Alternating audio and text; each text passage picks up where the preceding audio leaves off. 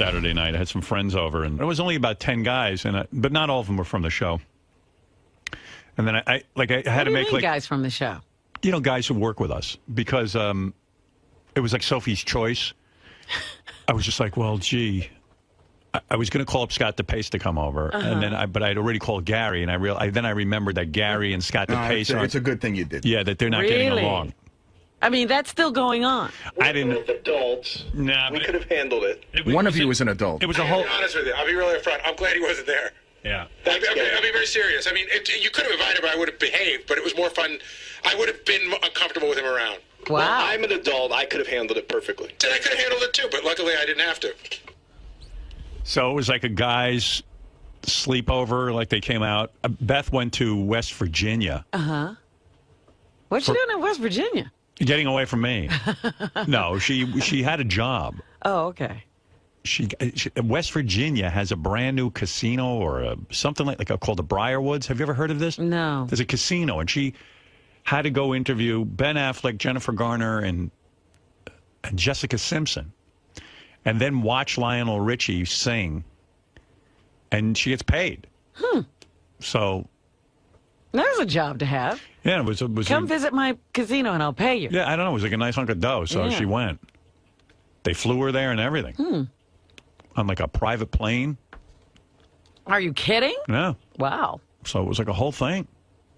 So she went, was for a day, and I said, well, I'll just have fun playing chess and being by myself. And she says to me, why don't you have a guys' night?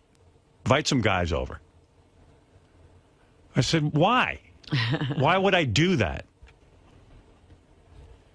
She was like, well, you got to be a little bit social. I go, well, I like the guys and everything, but then they're going to be here, and what if I'm not having a good time? How am I going to escape them? You know?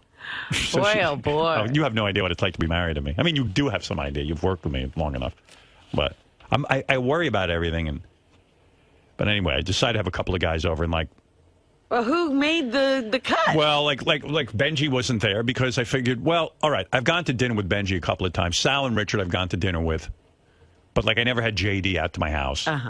So I had JD. Okay. So it's Gary and JD and Fred. And Fred and Tom Chisano. Oh, wow. How's Tom? I haven't talked to him in a while. It was good.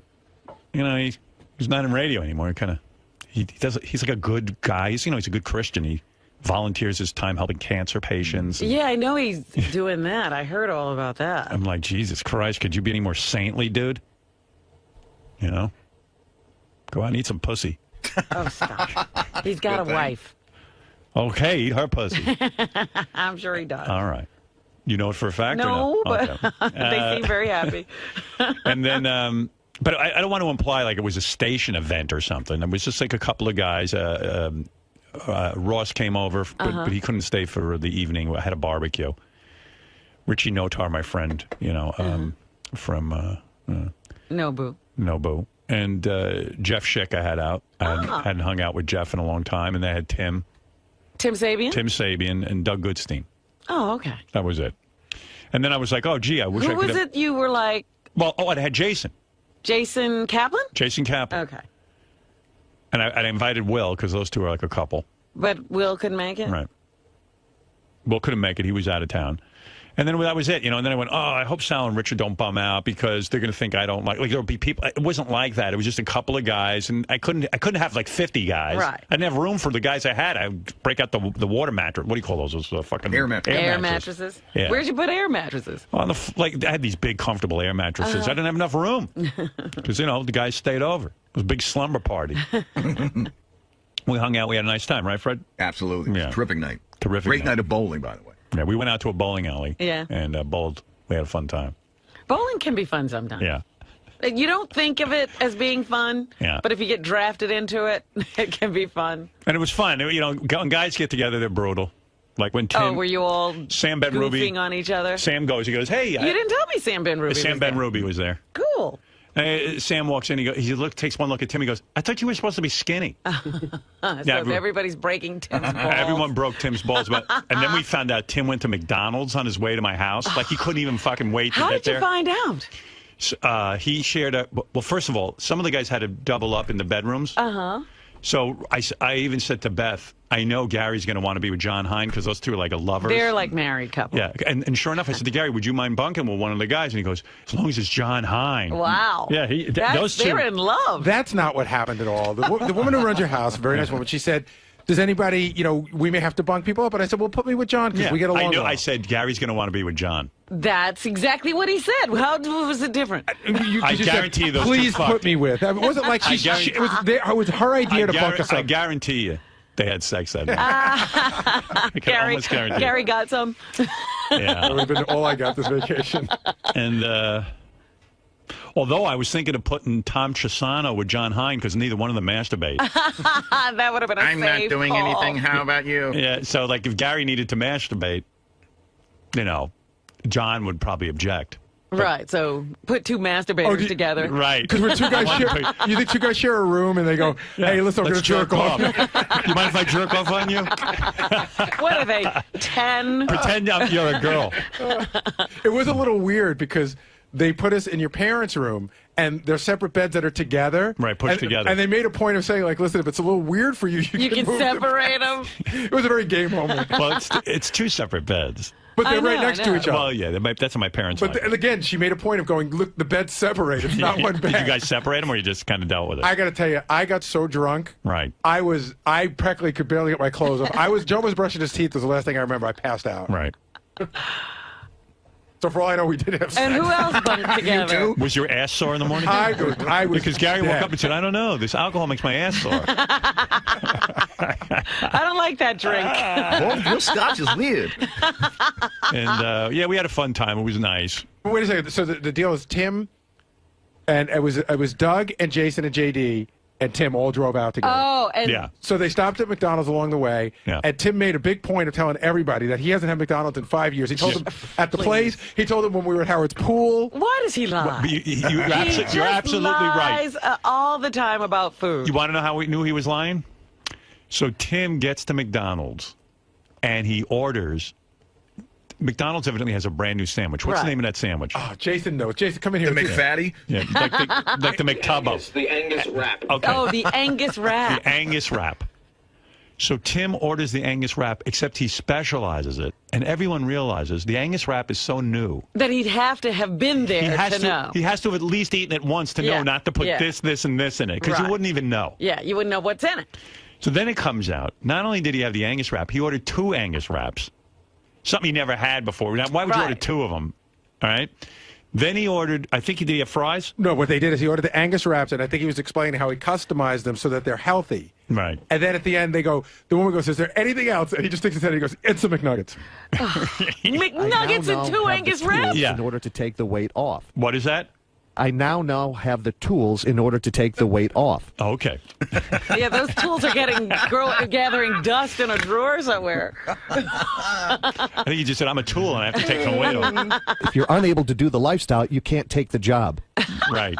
But I do have to say, Howard, that if Tim has put on some weight, and anyone who's going to be polite about it, Sam is like a jackhammer. I know. He's like fatty and this and that. All over him. All over him. Oh, my God. Jason knows he's heavy and he admits it. He ain't trying to diet. Well, Jason hasn't been on a diet and hasn't made these declarations that he's cured. And even Tim goes, I brought my green drinks out to your house. And I go, Tim, why bother? Stop with the green drinks. Yeah. I said, because if you're eating a whole 2 Angus burgers and chicken McNuggets, where's the room for the green drink? Right, the green drink is additional calories. I mean, if you're going to use the green drink as a meal, I get it. I think he's using it as a diuretic. It's going to shit out the McNuggets. It is what it is. He's trying to push those McNuggets out. What's that, Tim? It is what it is. Say it again, please. It is what it is. Thank you. All right, there you go. Very good. It is. 5 times I asked him what is it.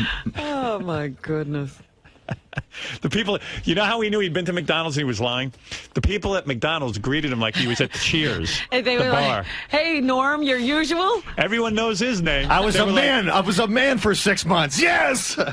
Why do you drink green drink on top of all the stuff you're eating? No, because I just feel good on that nutrition. Right. So I go off the beaten path a little bit. But I modified it. But Stop lying, Tim. You don't go off It's the path. not You're lying. off the path. There's no path. Oh, we'll see. And it says here you also ate fries at McDonald's, too. I had some of his fries. Can you imagine? He had Angus JD's. Angus wraps, and chicken McNuggets. And I haven't been there, and swear to God, in years. How do you know what's on this Angus wrap? Because it states on the board, it said whatever. And how do you make it healthy?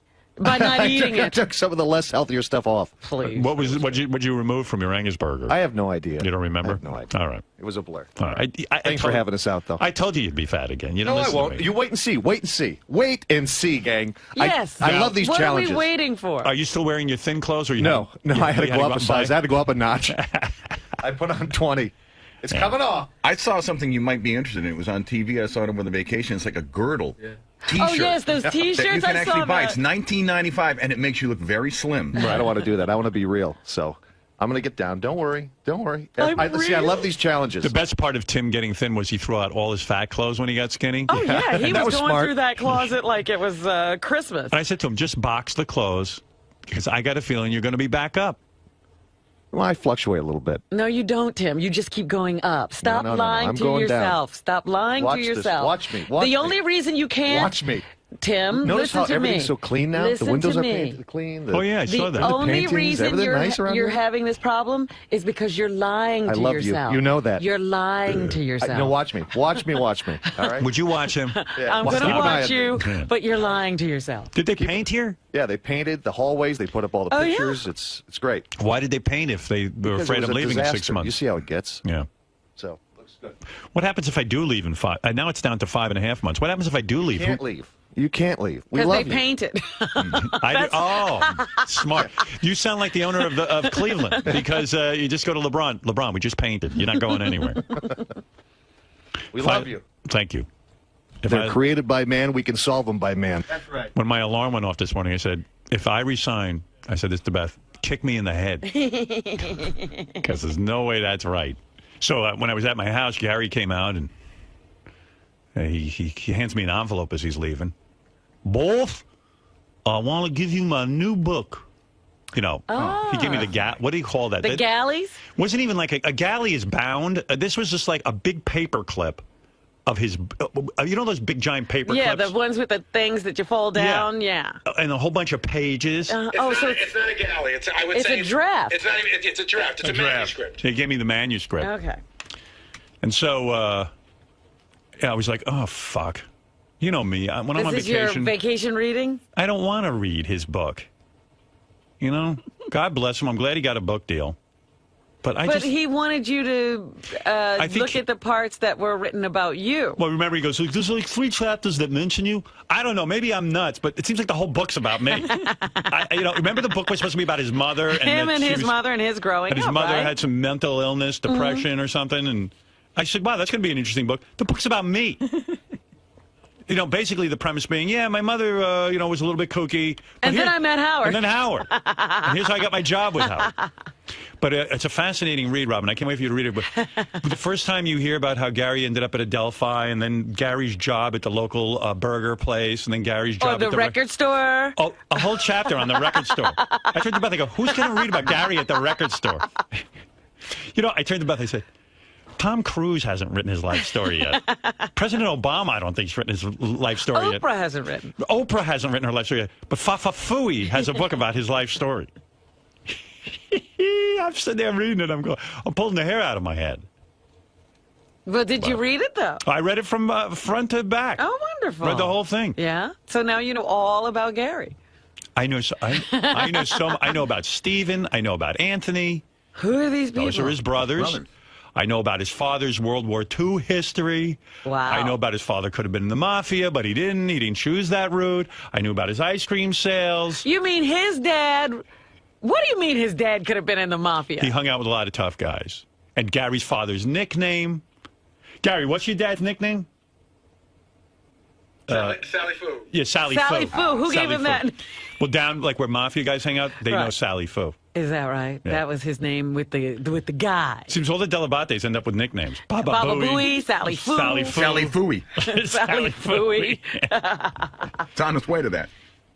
Well, there's a 𝗙𝗙. So, there is a lot of stuff about me.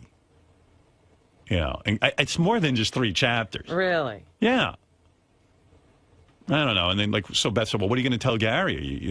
Because Ross goes, you read it? He goes, you have to be honest with him. You have to be honest with him. I go, what do you mean be honest with him? I said, Ross, it's more than just 3 chapters about me. And the big laughs are me goofing on Gary in the transcripts of them. So, I mean, it's a little more than just 3 chapters about me. But, you know, I give him my blessing. I mean, you know what?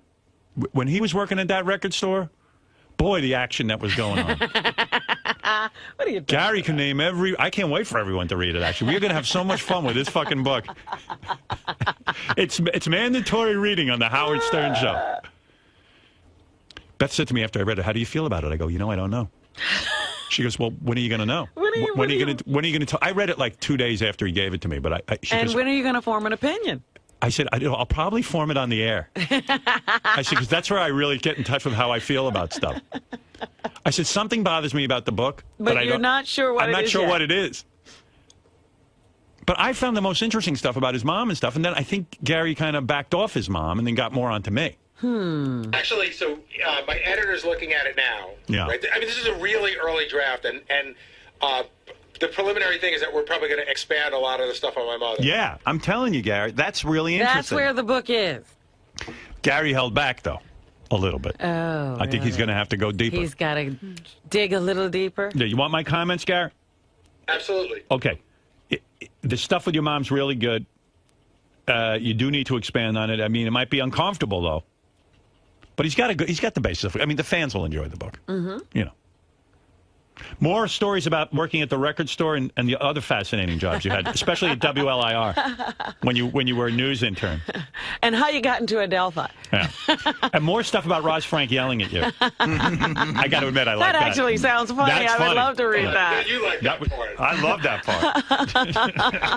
I would love to read that. Every morning. Every fucking morning she yelled at me. Yeah. It was brutal. Right. All right. So anyway, They Call Me Baba Booey is... Can't wait. Can't wait. I'll tell you some more stuff, Gary. As long as that's a rough draft and you can, you know, work on it. I got totally All right. draft. Yeah, but very good. Very good. Gary, so how was your night at Howard's? It was good. We had a lot of fun. Everyone had a good time? Yeah. And you ended up sleeping in a bed with John Hine? No, we did not sleep in a bed. We're very close together. We slept in a room together. We slept in 2 beds, with 2 separate beds that touched, but then we moved them apart. Oh, you did move them before. I thought you said you were drunk and don't remember that. No, I said I was drunk and I passed out, but they moved them like a... There might have been like that much room between them. That's pretty But they close. weren't touching. They weren't touching. The beds were close. It was odd being in Ben and Ray's room, no doubt about that. But no, we didn't move the beds apart. We kept them where they were. They weren't touching. There was something in between. But it was a little weird being in his parents' room, no doubt about it. But we made the most of it, and I don't mean that the way that just came out. And are you buying that Tim hasn't had McDonald's? That was the first time in years? God, look, you guys know I love McDonald's. I'm there all the time. I didn't know that Angus wrap existed, okay? Tim has definitely been there and is definitely going back, no doubt in my mind. I will lose the weight. Watch me. I put on about 23 pounds, 24 pounds. Believe me, it's coming off. It's coming off. No more McDonald's. No more McDonald's. Believe me. Ugh. Ah. Are you buying that was the first time in years that Tim has been to McDonald's? No, because I go to McDonald's maybe once every other week, and I never heard of the Angus wrap. And then he went in, he goes, I'll have, like, he was so fast. He goes, I'll have the Angus wrap, hold the mayo, hold the, like, he knew everything that was on it. So how do you know that unless you've had it? He seemed awfully professional ordering his food. So. Oh, you witnessed the order? I was there. I was the one that ordered chicken nuggets. I was the last one to order.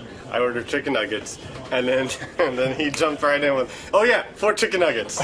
So he knew what he was doing when he got there. He knew the drill. He knew he wanted nuggets. I'll give you that. He for someone, did they even have chicken? I guess they did have chicken nuggets 10 years ago, but you know, who knows? 2 things that prove, besides the ordering of the new sandwich, that he had been to McDonald's many times before. Number 1, he must have said about 30 times that this was the first time he was in the McDonald's in 10 years. And for some reason, no one was asking him. He just kept saying it as he's shoving food down his throat. But 2, and I've done this before, you go 4, 5, 6 months without eating fast food, that first meal back, that hits your stomach hard. It is not enjoyable. You almost got to get primed back up. Tim should have been in the shitter for like the next 12 hours after that. And he handled everything. And 2 hours later, he's in the bathing suit swimming. So trust me, he's a pro. He's a McDonald's pro. I am a McDonald's pro. And I know one when I see one. He's a pro. Gary, what did you want me to play? I'm thinking maybe I'll save it for tomorrow, but That's what happens when we go away for 2 weeks. Al Gore. Oh, Al Gore, yeah. The woman made a statement. It was a long, rambling statement. I tried to listen to it on the internet. It's not a statement. I think this is when she, this is her police sort of deposition, I guess. Sounds like she's reading it, though. Well, yeah, it is a prepared... It's pretty sexy. Did you hear any of it? I just read that, it sounded like... Sexy. It was a prepared statement. She wasn't talking off the cuff. As I said earlier, evidently, I read in the paper that this massage was $540. No wonder Vice President Gore... He took her hand and put it on. Yeah, he's like, honey, I mean, this is $540. What are we doing? You're not giving me... You got a touch right here. Yeah, he hugged her, evidently. This is her side of the story. All right, I'm ready to stop hugging now. When you walk in and you're going to give a guy a massage and he starts hugging you, that's you a can sign leave. You should leave. Yeah, it's not going well. But she explained it was the vice president, so she kind of... He must hug everyone. She was just kind of like, I guess he wants my vote. Yeah.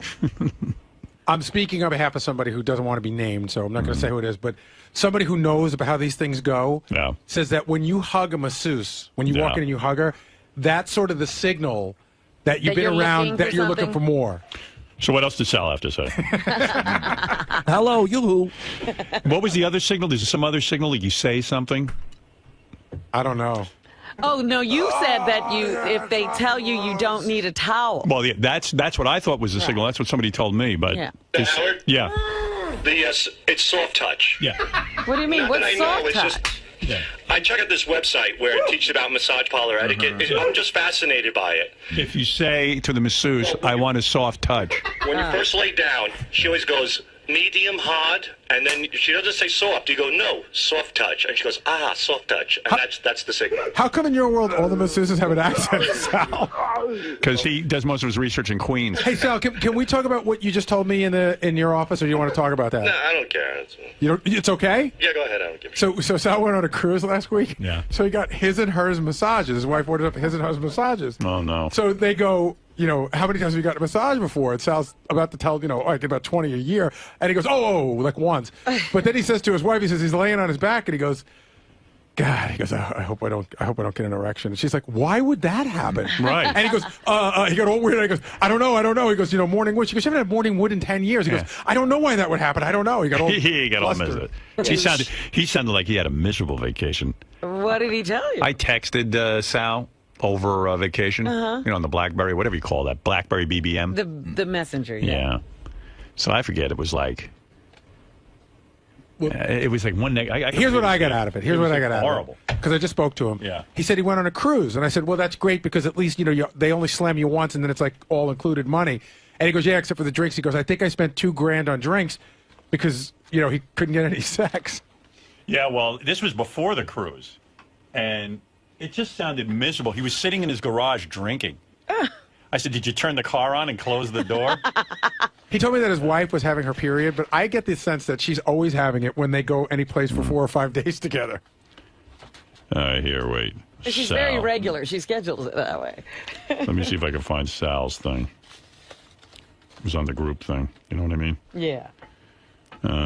Stern Show members, 14 members, chat. This whole fucking thing. All right, so he says, I said to him,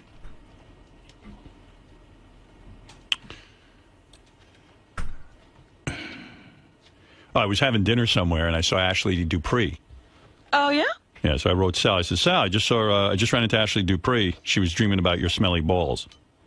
That's how guys write to each other. What does that mean? I don't even know what that means. He was just laughing. It was a funny line, It is? Okay. She's not dreaming of his smelly ball. Actually, she was with like a nice looking guy. She was on a date. Are you sure it was a date? No, yeah, no, it was a date. No. She's just got her real estate license, she told me. He goes, yeah, my balls smell like Swiss cheese. I should tape a coupon to Bloomingdale's to my nuts. Maybe my wife will remember I have a dick. Where's Tim? What the fuck? Everyone's out. Fuck them. I'm going to jerk off to some old hag pee porn and pass out. Good night. I forgot I wrote that stuff. Yeah, I was like, oh, man. I go, well, have a good night, Sal. He goes, no such thing as a good night here. But for you and the beautiful Beth, good night. It's great, huh? Crazy. Boy, you sound like you're just having the worst time. It's almost like it's a threat when we go on vacation because you have to go home. Yeah, he writes me, I'm fucked up, sitting in my garage, staring at my kids' bicycles, thinking about the pussy I'll never get. Wow. Sal writes, don't text Gary right now. He's busy sleeping. You ready for this one? Yeah. I dropped the load on her pillow last night. Good thing she was asleep. Oh. Well, she says I get angry when I drink around her. Yeah. So now when I get drunk, I just go into the garage. And just really? Yeah, it's nice. It's my little sanctuary. Mantown. All right. Very good, Sal. Sounds like another great vacation. You might as well be at work. This is Vito is as bad as can. He knows he's the best. This is Vito is as bad as can. He knows he's the best. He's big and he's strong, and he knows he's better, and he knows what he gets. He knows what he knows, and he knows what he has, and he knows what he gets. He gets better. He's a tough guy, and he knows the best I can. This is Vito is as bad as can. He knows he's the best. I'd marry you in a minute. Maybe we both are. Are you scared of marrying him? I feel you want him to marry you. Have you ever been married? You've never been married. I've never been married. You know, what's the crazy thing that if you've been divorced, that's normal. But if you've never been married, that's not normal. Not normal, yeah. But I feel when I'm with you, if I may say so, I get a sense you want this guy to marry you. And, you're getting the wrong sense, Howard. We're not into that. Has he asked you? We're not into the marriage You thing. want to marry him so bad, have his baby. You do. What, she is does. she whispering this to you? I just know. No, it's not true. But Howard, your house was so amazing. Do you remember, like, the next day I was about to hire a decorator and I fired them? Yeah, she fired her decorator after she saw my house. Because I was in love with his house, and I was like, I want my house to look like this. And it's finally finished. You have to come look at it. I want to see it. It looks like a baby version of yours. And who told you your apartment would not be done in a year? Who told you that? You. And I did. And you know what? It's still kind of not 100% finished. What is the delay? How long does it take to build an apartment? I don't know, like 3 years. What the heck? What did I tell you? I know. So you bought this apartment, and it's 3 years later, and you're still not in. I'm in it. Is it because I still have a couch. You're living in it, but it took 3 years to build. It took 3 years to build. Boy, you look good. Thank you. Yeah, you look. I could see why you modeled professionally, made a fortune. Well, how old were you when you started modeling? You started young. I was 15 years old. Yeah. Now, 15. Where did you grow up? L.A. And when you're in L.A., your mother just looked at you and knew right away you were that good looking and said, I'm going to put you in modeling? My mother looked at me and had no idea that I was a model. My mom was a medical photographer, and part-time she would take pictures of women that wanted to model. Right. And I would hold the bounce card and check her lighting for her as her little 12-year-old assistant. So how do you get into modeling at 15? A girl came up to me on the first day of school and was like, you look like a model. And I was like, what? She was the first person to ever tell me that because people used to kind of stare at me. Howard, I had a big-ass forehead and, like, eyes that were, like, too far apart. They still are, but my face have, like... Boys didn't come on to you in school? Oh, my God. Well, since I went to an all-girls school... I see. So you didn't have an opportunity. Did girls ever come on to you? No. I'm sure you've had lesbian affairs. No, I have not had a lesbian affair. See, I figured maybe Beth and I aren't enough fun for you and John. Like maybe you guys swing or something. I don't know. We're not that way. No. Oh, my God. Did I ever tell you the secret about you guys and our plan? No. What was it? Okay, I didn't know who Howard was off air versus on air. Right. And we had a signal that if you started talking about my boobs and crazy stuff, and we thought that your house was going to be like all white lacquer and like black like leopard sculptures and stuff like that. And torture chamber. Totally like 80s, like yeah, and so we were like, okay, it's going to be that. There's going to be like 100 people there, even though he said it's a dinner with us. Yeah. And he's going to start talking all this crazy stuff. So I had like a little signal, which was save me, like I'm praying.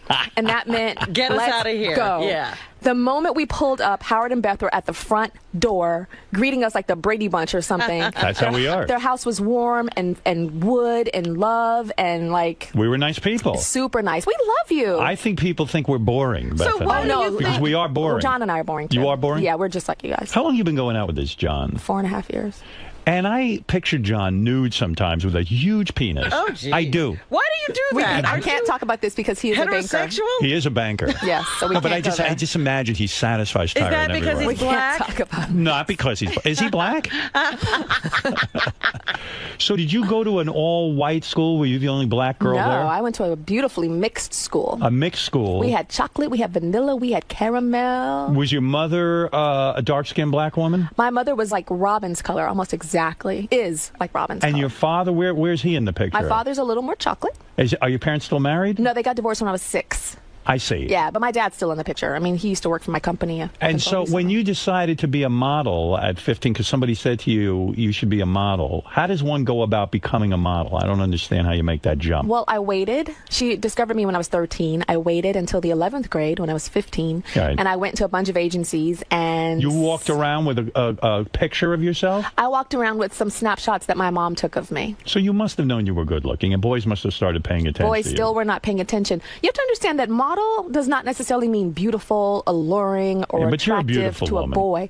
When I was younger, I was more of a high fashion model look. So it was a little more quirky, more odd, more interesting. And being a black woman, I remember when you started modeling, it was not really that common for a black woman to be a model, and maybe there's only one black model that's allowed to be successful. Exactly. I walked into the agencies and a lot of them were like, oh, we already have a black model. Sorry. So it's almost impossible. So if someone would have said to you that you would have made a fortune as a model, you would have laughed, because at that time it would have been questionable whether you could even get work. Yeah, I would have laughed. So you walk in. I walked in to the one that said yes. Who is that? LA Models. And are you grateful to them because they didn't say we have already one black model? I'm super grateful. I'm probably sitting in front of you now because of them. Although they did tell me I wasn't photogenic, but that I should do runway. So I started off with runway with them. And you were super skinny, I imagine. I was very thin. To do a runway, how much?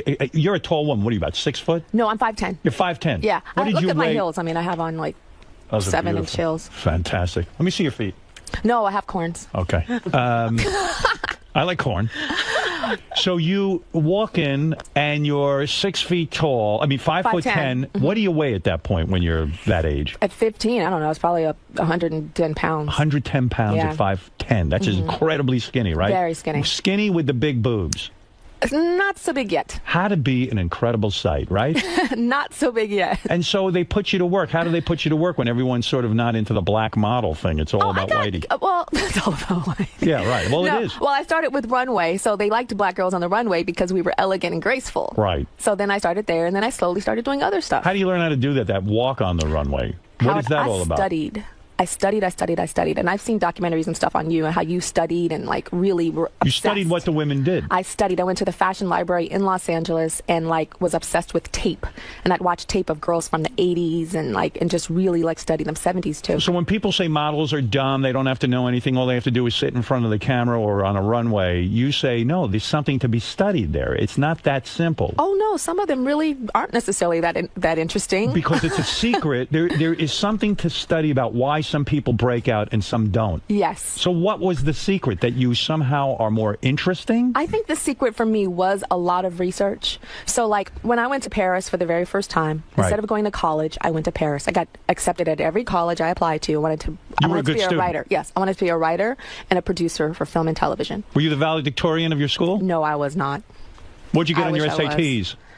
You know, it was different scoring back then. My SATs weren't that great. My ACTs were amazing. I don't even know if they do those anymore. I see. Yeah. So you didn't go to college? No, I didn't. I got accepted to all of them, but I got discovered to go to Paris at the last 2 weeks before my first day of college. I got discovered to go to And you Paris. said, screw college. I can make a fortune doing this modeling. No, I said, oh my God, this is the craziest decision of my life. What am I going to do? I don't know what to do. I talked to my mom. My mom said, follow your heart. I support you and whatever. And your mom was okay with you leaving for Europe? How old were you then? I was 17. 17, she's okay with you just taking off and going to Europe? Yeah, and the reason why I talked to her about it, and I said, Mom, if I got accepted to a university in Europe, I would go.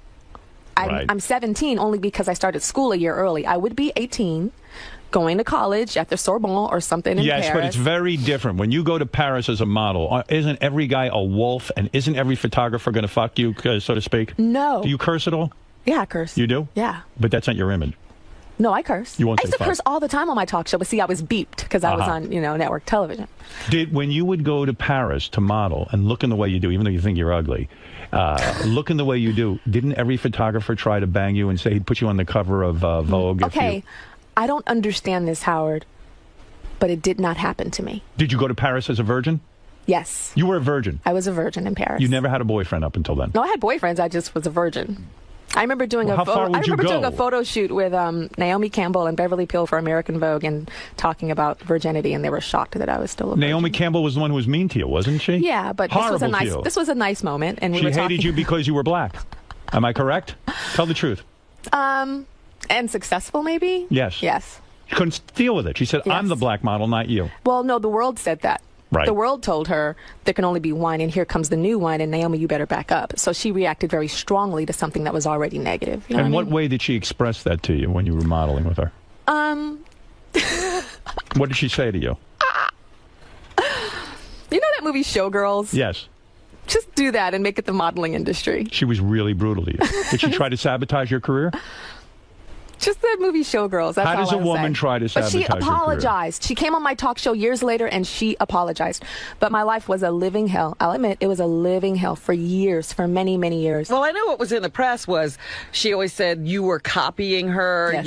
You mimicked her walk. You were trying to be her. Yeah. And it was the exact opposite. I got known for my walk because it was actually kind of comedic. So if that was copying hers, it was mine was very. What was your walk? I was very animated. Very, very animated, and I would change my walk depending on what the designer was. What could a girl make walking the runways of Europe? Can she make? How much can you make a day doing that? Well, back in my day, some of the top girls are making $10,000 a fashion show. Wow. And so you do 5 a day. You do about 25 per city. So add up Milan, Paris, New York, and then maybe a little bit of London. So you can pull in 50 G's a day? Yeah, you could. Oh, my God. You must have been going berserk. Yeah, I was doing pretty well. Did you get out of control? No, Howard, I'm conservative and boring like you and Did you Beth. ever get into drugs? No, I've never tried drugs. You never smoked weed? I've never smoked weed. I've seen people smoke it, but I've never smoked it. I don't understand how you don't try that once. I don't try.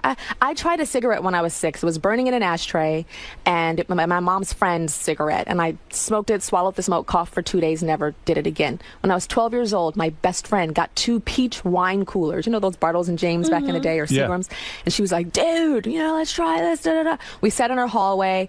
I drank the neck of it, and I was like, the peach tastes good, but there's a nasty aftertaste, and it burns. I don't like it. So you never She get drank hers, and she drank mine, and she passed out beside me. That was the last time I had You're a goody alcohol. two-shoes. No, I mean, You like to walk around naked, though. no, I don't. Yes, I read an interview with you where you said you do. You said that it's important for women not to wear underwear so their vaginas can get air. You said Really? it. Yes, I you never said heard it. you say that. You know what? That was probably on my talk show, which is true, especially at night. I know this is, God, I can't believe I'm talking about this. But at night, I do tell women, like, air it out. Air it out. Why? Why is it important to get air on the vagina? I just think it's important to air it out. So you sleep nude? No. What do you sleep in? I'm curious. It depends. Do you ever wear any of that lingerie that you're famous for modeling? You know what's so interesting is I would model that stuff, but I wouldn't wear it to bed. Not even for John. It's a little itchy. Not for John. I can't talk about that because he's a banker. So what? He's the vice chairman of a bank. Big deal. He's a man. You don't put on a little outfit for him once in a while? Just to keep him interested? Howard, I can't talk about that. Oh, you will. I'll break you down. I'll break you down. You're wearing underwear today, though, aren't you? Howard. Are you wearing I am panties? friends with your wife. I know, but are you wearing panties today? I'm so not having this conversation Just with tell you. me if you're wearing Are panties. you wearing panties? No, I'm wearing boxers. Okay, well, let me see them. I didn't ask to see. I just said, do you wear underwear? Yeah, but you asking me and me. Are you wearing panties today? I don't know. Answer is no. I'm seeing it right now. You can see right up there. So you go to Paris a virgin. Yes. And you're a naive girl in a sense because you've never really explored the world. And your mother says you You're can go living off and do alone, it. though. Or, Model's apartment. Yeah. Model's apartment is a shithole that they charge you a fortune for. There you go. And now all of a sudden you're making $50,000 a day. Mm-hmm. That's pretty heady stuff. Mm-hmm. Do you Who's go- managing the money? Who's doing what? Mommy. My mama. Mommy. My mom was at work in Los Angeles, and she had a pile of work from, she used to work at a Jet Propulsion Laboratories, JPL, and then a pile of my modeling stuff. And then when that pile started getting higher, her employer came up and was like, her boss was like, what is going on? Right. So then I begged her to quit because I was stressed. And you go to Paris a virgin. Yes. But you say you kissed boys before then. Oh, yeah. You let them feel you up before then? Of course. Not Just put their no hand going down. all the way. No putting the Just hand not down. going all the way and doing all the other So stuff. up until then, you had done everything except intercourse. No, I hadn't done everything. You gave a guy a hand job in high school. Stop Did you give a guy a hand job in high school or Now not? you're not in court. saying this. Yes, you did. Now you're in court. You have to All testify. right, so what I'm guessing is, I understand you're dignified. I understand that. But I think this is an important message for girls to get and young ladies And to what become is empowered. To do hand jobs? That What no. are you saying? They want to know, did Tyra believe in oral sex before she went off to Okay, Paris? I will say no. You will say no? Back in my day, Yes. that oral sex was after intercourse. Because it was considered more intimate. It was considered more intimate. So a Tyra in high school, when she met a boy that she liked, you would go out with him. You had a high school boyfriend. Yes, and I would not kiss him on the first date. Right. You were very conservative, but you would Very. kiss eventually with Yes. your tongue. Your titties were touched. No, just stop. The tongue. Yes. I had my first kiss with a guy named Christian in a movie theater. White and guy or black guy? He was like black and Mexican. Black and Mexican. Mhm. All right. Blexican. Right. And he kissed me, and then he put his tongue in my mouth, and it was the most disgusting smell. I mean, feeling, not smell. Feeling. It probably stunk, too. No, it didn't stink. It felt like a worm. It felt like I hated it. And I told him I don't like kissing like that, as if I had kissed before, and I had never kissed before. But you're right. Guys don't understand that. Kissing a woman, in fact, don't even use your tongue. Yeah. Right? It's disgusting. It's not all. I watch Bachelor-Pad. Do you watch Bachelor-Pad? No, I don't even know what that is. When these, it's a very important show. These guys kiss. They open their mouth before they even hit. Yeah, and they go, and the tongue goes in the mouth. And the I go, tongue is supposed to be subtle and like a nice thing. maybe once in a while, Yeah. a little some contact, but not a lot. No. Guys are too. And he went, bleh, and I was disgusted. And so you backed off. I never kissed him again. So your line, what I'm trying to say is, as a young girl growing up, as beautiful as you were, you held something back. You allowed these guys to touch your breasts underneath your shirt. You allowed them to touch your firm, muscular belly. Am I correct? Yes, Howard. Right. They could put their hand down your pants and squeeze your ass and touch your vagina. Am I correct? No. That's not true? No, not that much. Nothing below the waist. No. They could rub over the On the pants. butt, but not the other part. No Let me tell touching you- of the vagina until you went to Paris. Let me tell you. No, Interesting. I didn't do anything in Paris. Let me tell you, my mother took me on a train from Los Angeles to San Diego when I was around 13 years old, and she says, we're going to have a talk.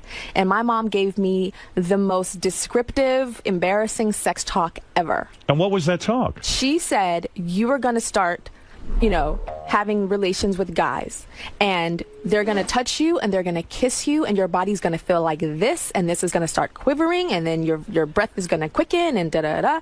Wow. The boy is going to say, oh, let me do this, let me do that. He'll even say, let me put it in a little bit. And I talked about this I've on my used talk that line. show, Yes. right? Let me just do this, Let me just put do the that. tip in. Yeah, all that. So Right. she gave me a very graphic, like I wanted to vomit on that train talk. And yet, Cut to 3 years later, Yeah. a guy is saying everything she said. And because she had told me that, I was able to say, oh my God, he just said, let me put the... So I was like, oh no. you Whereas, recognized all this and yes, said, my mother knows something. had she not told me that, I probably would have said, okay. You always go out with super good looking guy? You ever go out with an ugly guy like me? You're not ugly, Howard. Well, I'm not very good looking. I know that. Would you ever date a horrible looking man like myself? I cannot answer that question because I don't think you're horrible looking. But if you cut off like yourself, I can answer it. But you're very true. Your mother is a very bright woman because she's right. That's Guys, what mothers don't do. They don't. And so their daughters are One thing I never said to a unprepared. woman, never let me put the tip in. You know why? Because my whole penis is a tip. That is it. The That whole is it. thing. That's the whole experience. That's it. That's all there is. Have you ever laughed at a man because he was too small? Not to his face. But there are men you've broken up with because their penis was too small, didn't you? Admit it. I happen to know Robin, this. help about it. me. No, is that true? No, you didn't break up If you with were him. with a man, have you ever been in a situation, and you've been around We a are lot not of different talking men. about Hold penis it. size. You don't even know what I'm going to Let's ask talk you. about yours. I don't want to It's talk about other awful. ones. It's horrible. It's embarrassing. Because this is why I'm asking for myself, not for you. When a man pulls down his pants, you take a look, and you say to yourself, oh, my goodness, what a disappointment, right? I mean, if it's small. You do have that reaction, don't Well, you? what you can ask is, does size matter to you? Yes. A lot of there's like this thing out there that women, have put out that, oh my God, something should be as like your microphone or whatever. Right. As And, thick and as a beer can. Yeah. And that's not the case. Right. and it makes guys very, very insecure. But at the same time, I think it's good for guys to be insecure about something physically because women have so much pressure about their physicality. So sure, give you guys some kind of penis envy and insecurities because we're dealing with all other kind of stuff too. You've been with men where you sit there and go, "Oh my God, look at that! That's not going to get the job done, right?" I mean, it's a disappointment, isn't it? Howard, I'm not answering. Isn't that it, Robin? Is it a disappointment when you're standing there with a man that you're attracted to? You finally have his pants off, and there you see. No, if you like the man, you're not going to do that. I could hear that giggle. Oh, stop it. That all of you have. Howard, you've gotten girls. I've gotten a few. And you're like that, and nobody's ever laughed or left. I keep it hidden. And you just kiss with no tongue. That's right. And say, I'm respecting you. So you go to Paris, you're naive, sexually, you have barely experienced, and you've never made love to a woman at that point either. No. And you never have tried that in your personal life. No. I'm sure you were hit on as a model by many women. Only one model, actually. And I wouldn't even consider it hitting on me. But she was a lesbian, and everybody knew she was a lesbian. And I was backstage at a fashion show, an American fashion show, and I took my shirt off, and then she, like, pinched me. Was like, "Oh my God, you're making me crazy," and ran out. And that was pinched your breast. Yeah, and that was it. And she ran out and said, "You're making me crazy," and that's it. That's my encounter. Woo. All right. So what's remarkable is you then go off, and your mother sends you. Even she gives you the lecture. She sends you off into Paris. You're making $50,000 a day, and I can't believe there isn't a point in your life with that fast lifestyle and all the famous people you start meeting. I can't imagine that there wasn't a period of time where you went berserk, and you didn't. You're a level-headed girl. I never did. De Niro never hit on you? Nope. I had my eye on the prize. I had, like, tunnel vision. Like, when girls were hanging out at the club, I was hanging out at the McDonald's on the 𝗪𝗡. Right. You know, like, I just have never been attracted to, like, darkness. And for some reason, like, I've heard stories of models working with photographers that I've worked with, and the photographer answers the door naked and all this stuff. I'm like, what? And none of that happened to you? That never happened to me, and I don't know. Is there something in my eyes? Do you see something in my eyes, There Howard? never was an attempted rape, nothing? No, come on. No, there was a photographer years ago, like, close to when I was retiring from modeling, and I felt like he had a crush on me. Right. But he was like a schoolboy. He was like, do you have a boyfriend? You know, that was polite. Yeah, that was. Maybe you're intimidating. I don't know. Or maybe it's just the way you carry yourself. There was something in my 17-year-old eyes that kept people away. Yeah, but it wasn't like a toughness. It wasn't like Gia, that model Gia. It wasn't like, ooh. You lost your virginity in Paris? No, Howard. You did not? No. How old were you when you lost your virginity? I'm not going to say, but it was not in Paris. Were you 20? You waited that long? I'm not going to say. Why wouldn't you say that? So many women out there want to know. I'm not going to talk about that. Why? Why not? How old were you when you lost your virginity? 16. 16. And it was horrible. Woman cried. Why did she cry? Why? Because I was her boyfriend. When it happened, did you call your mother? It seems like your father is absent in all of this. He's so not. He's a part of your life? He's such a part of my life. What does he do such for a part living? Of my life. He's retired now, but he was a computer consultant. Does he run around every minute? Tyra's my daughter. This is that, the other thing. No. Nothing. Very low-key guy. No, my dad likes to throw parties and stuff, but he does. He's low-key when it comes to me, yeah. And so, did he warn you about the tip of the penis, or just your mother? My dad would never talk to me about anything like that. Honey, guys are going to say they're going to put the tip of the penis in. He would never in a million years. That was all my mother. So when you lose your virginity, I take it you were older by today's standards. You waited a while. Especially by today's standards. Was it a disaster for you? I did definitely tell my mother after. I imagine the guy was beside himself. I mean, you are some knockout. I wasn't then, Howard. Right? You were a professional model in Victoria's Secret. No, I wasn't Victoria's Secret that young. I mean, come on. I was not. But you're that girl. I am now. Right. He can look back and retroactively say, oh, yeah, but no. Is getting older harder for you? Do you sit and obsess about your looks? Are you worried about your looks? Howard, I am black. I don't obsess about wrinkles because they don't happen to us. You do look very young. I don't even know how old you are. I'm 37. You're 30. Yeah, you look like a young girl. Thank you. No Botox. Why did you quit modeling so young? You felt that, hey, I don't need to do this. I can become a producer? Yeah, I felt like I was doing my talk show, and I felt like, I was doing America's Next Top Model, and I felt like... Whose idea was America's Next Top Model? 100% mine. I created it. You created the show? 100%. It's like the American Idol of modeling. 100%. It's in 170 countries, and I own a piece of all of that. Why do you only own a piece? How much of a piece do you own? Because I have a network. I have a partner, I have a network. See. So when you're a producer of America's Top Model, it's a big payday, right? It's very nice. How much of that show do you own? It changed my life. How much of the show do you own? I can't say how. You own 25%. I'll say it. I know exactly what you have, what you own, and who you had sex with. How do you know? know? Because I know. I know these things. Pretty good. Yeah. You own I'm not confirming it. You own 25% of America's Top Model. How much money does America's Top Model generate? Well, you have to imagine that over in the entire world, there's 170. It's in reruns in 170 countries, and then we have the international version. So we have like Germany's Next Top Model. Heidi Klum hosts that version. Right. We have Canada's Next Top Model. Mr. J from America's Next Top Model hosts that one. Do you hire all those people? McPherson hosts the British one. No, I don't hire them. I sell the rights. Right. And then they hire whoever. You own the franchise. It's like a McDonald's. You sell it to them. They go out and they produce it. And good luck to them. Yeah, exactly. If I own McDonald's, I'm not going to care who's managing it. Are there certain rules they have to follow? Like there's a template? Yes, if they use the brand, they have to follow a template. Has anyone ever been on America's Top Model and actually gotten a modeling career out of it? Oh, yeah, tons of girls. See, the difficult thing is in the modeling industry, you can be very successful. You can be on the cover of Chinese Elle and Greek Vogue, and nobody in America knows that. Right. You understand? The modeling industry is so spread so thinly across the entire globe. There were very few like you who became an international star. That's rare, and that's not necessarily going to happen anytime soon again,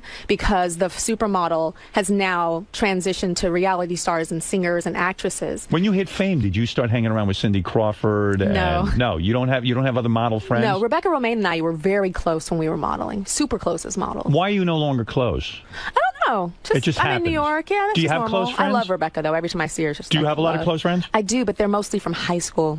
I see. Not the modeling chicks that you met along the way. Mostly from high school. You also started to transition into acting.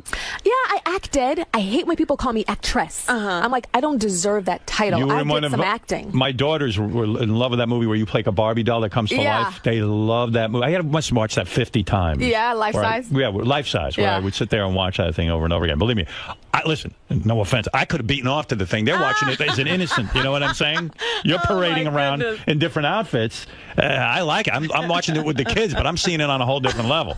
So I perverted the whole stupid movie. That's disgusting. It is disgusting. I'm so sorry I did that. Will Smith's girlfriend for on Fresh Prince of Bel-Air. Yeah, Fresh Prince. You never had sex with him? No. Not with Will Smith? No, he never hit on me. He was insulted? He was super. Why? What do you mean he never hit on you? No, he never hit on me. He was very I wouldn't say paternal because he's not that much older, but he was very warm and. How odd is that? Are you kind of freaked out when a guy doesn't hit on you? No.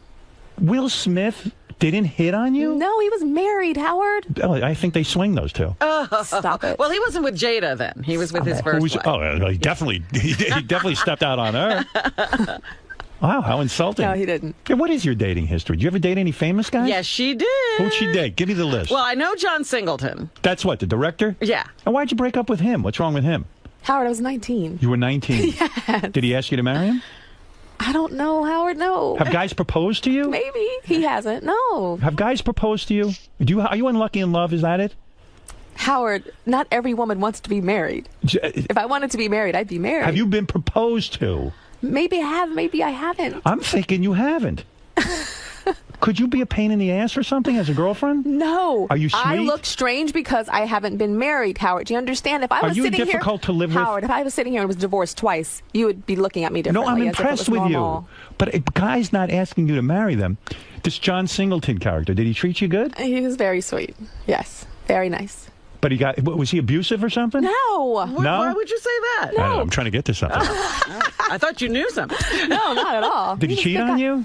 I don't think so. And he was a director, and you were this hot model, and you're going out, and he's banging you, and you're having fun? Was he your first? Did he take your virginity? Has anyone ever broke your heart? Howard, I've had my heart broken so hard that I've lost 20 pounds in 3 weeks before. You should be the heartbreaker. I've done that too. I can't believe. Yeah, but I've been heartbroken. Who would leave you? Hardcore. I had to move into my mom's house for a little bit, and she used to have to feed me with this one breakup. Who broke your heart? 𝗦𝗵cie? Did you date 𝗦𝗵cie of the Rangers? The hockey player? Oh, no, I didn't go out with him. Yes, you did. I went out with him, but not out with him. What do you mean? I went out with him in public, and I went to a dinner with 10 people, and people thought I dated him. So there was no romance? No. You dated Seal? Wow. Briefly. Will we stop this? What is this music? Seal broke your heart. Aren't you glad you didn't marry Seal? I mean, he's only had 2 hits. Oh, stop. He's not that good. I love this music. You went out with Seal. Howard. Why is that bad? Why are you embarrassed by who you went out with? Howard is so lovely. He met Heidi through you? I don't know. Did he meet Heidi through you? No. He did not. That was years later. It was brief. Who Howard, broke it was your brief. heart? Who broke your heart? It's been broken twice like crazy, where I had to do, they're not famous, chicken soup, mama feeding me. Like, I wanted to run down the street naked in my nightgown. I'm sorry, that doesn't make sense. I wanted to run down the street in my nightgown. Like, anxiety, like, These aren't famous guys. These are just regular guys. Just regular What guys. are they? They're like regular working guys. Regular working guys. So you give a regular guy a chance. Oh my gosh, yeah. I went on a blind date with a regular guy years and years and years ago. What regular guy broke your heart? I mean, why wouldn't a regular guy want to marry you? That's what I can't figure out. Because maybe I didn't want to marry them. No, but you say they broke your heart. Doesn't mean that marriage was in the picture. But they broke up with you. Who would break up with you? I've been broken up with, Howard. Wow. Aren't you shocked by that? That like a regular guy is dating Tyra Banks? Every woman has this they don't story. understand, yeah. There's no woman, I don't care how beautiful, how famous, how wealthy. Wow. They all have the same story. Well, maybe they're not easy to get along with. That's what I'm driving at. Maybe there's something about you. You seem pleasant. To me I'm pretty. And you're But interesting and bright. Howard, Yeah, I mean, she's a home like run. Beth has never had a broken heart. She hasn't. Oh, she has. No, she hasn't. Absolutely, Oh, no way. she has. I'm sure she has. Please, look at her. Who's going to break up with her? Plenty Howard, of that's guys not have how it broken up works. with her, and you know it. No, they broke up with her after she had no inch. She treated them like they weren't. That she didn't give them the time of day. This is a fantasy you have in your head, but there's no woman who hasn't had her heart broken. I agree, Robin. And Tyra's not getting proposed to left and right. Come I'm on. sure she has been. She probably didn't even notice half the approaches she gets. I'm like, why are you on your knee? What are you doing? Come on, let's stand up. Do you ever date white guys? I have. You have? Yes. Disappointing? No. Good guys. Yeah? Yeah. Not opposed to a white guy here and there? No. But you have to marry a black guy. You got to treat me right. Right. I don't care if you white, black. Oh, I'll Just treat you gotta be right. Oh, believe me. You'd be treated like a princess. Trust me. What is that? A book? That's my book. All right. Tyra wrote a book. Yeah. Now, did you write it or someone else wrote it? Howard, I wrote this book. By yourself? Not by myself. I have tons of people that have helped me. For instance, I wrote a section that deals with a professor, which I'll get into it in a second, or a teacher, and she's from what I call didgeridoo. And so she speaks with an Australian dialect. So I wrote the whole thing. Then I went to my friend's office that works at Harper's Bazaar, and I sat in her office for 2 hours and says, "Is this right? Is this right? Is this right?" Right. You have someone you know go what I'm over saying? with you. So I had a lot of that. Did you write this book? Did you write this with a type or with a computer?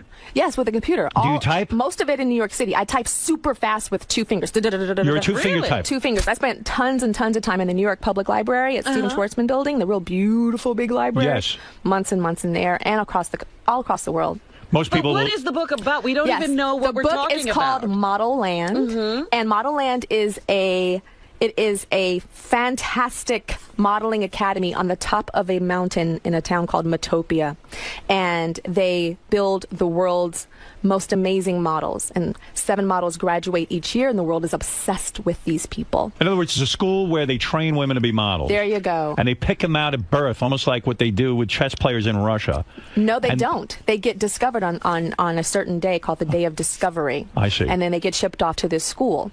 But Is it like Harry Potter for models? It's like America's Next Top Model with some magic. Sprinkle some Harry Potter, sprinkle some Hunger Games in there. I've heard Alice in Wonderland. I've heard Charlie and the Chocolate Factory from different critics. Has the book been reviewed?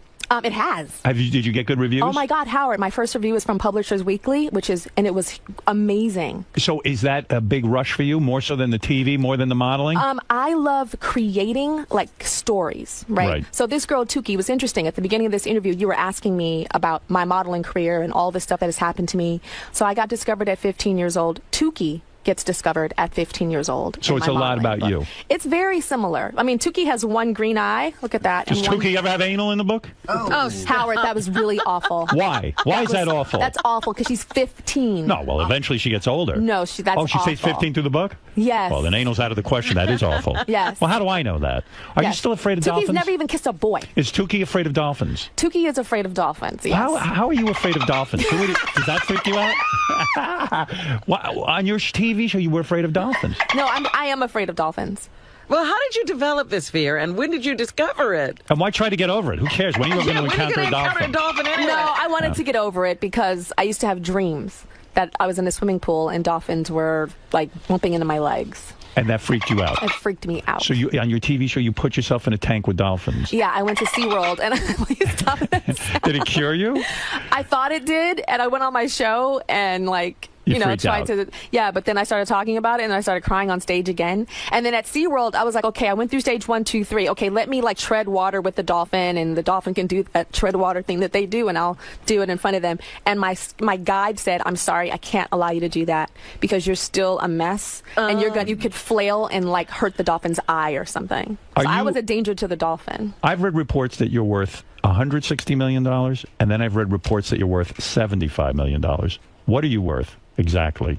Down to the dollar. I would never in a million years tell you. Oh, you are a multimillionaire, I though. would never in a million years tell you. You could probably just retire from America's Top Model, even if you never did a talk show or anything else, right? I live very frugally. I live underneath, which I always tell people to do that so that you're not at mercy. Right. Yeah. Yes. So I try to be conservative.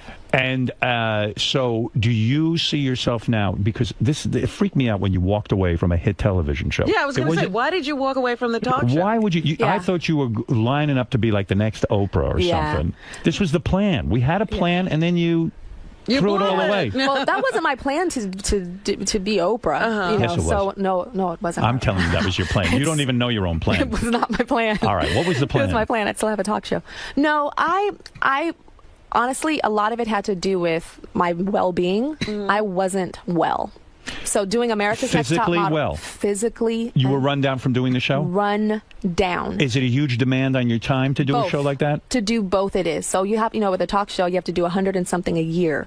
And it'd be different if I was just showing up, but I was the producer of that show, and so it was hard. In other words, you can't just walk in and they give you the topics and then you do it. No, you have to sit there and brainstorm and do things. Everything from promos to budgets and to everything to guests and research and. But when a show is successful like that, isn't it hard to finally pull the plug and say no? I mean, first of all, you were doing the show in L.A. You moved to New York.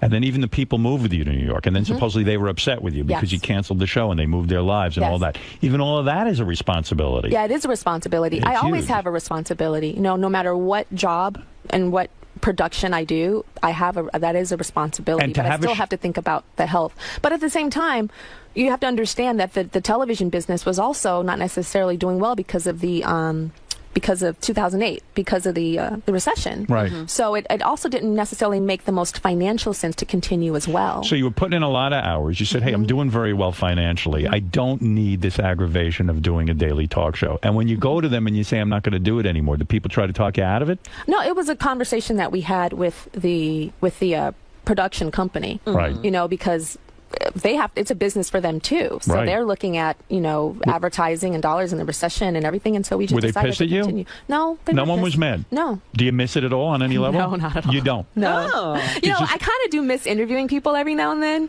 It feels weird to be on this side, right? So I do like interviewing people. So but you're not a fame junkie. You don't need that constant adrenaline rush of being out there. I don't need that. I'm a creative junkie. Right. And I want to build my business. And I'm going to Harvard now, so I have this. Oh, you're obsession. kidding! I didn't know that. Oh, I still can't figure this out. You go to Harvard for 3 weeks out of the year. How do you get to go to Harvard for 3 weeks out of the year? And then what degree do you end up with? So it's like an executive business degree. Right. Yeah. And I graduate next year. And you live in the dorm for 3 weeks? Yep. Do you have a roommate? Nope. So we share a living room. We share a bathroom. I'm sorry, we don't share a bathroom. There's a girl you share a living room and bathroom with?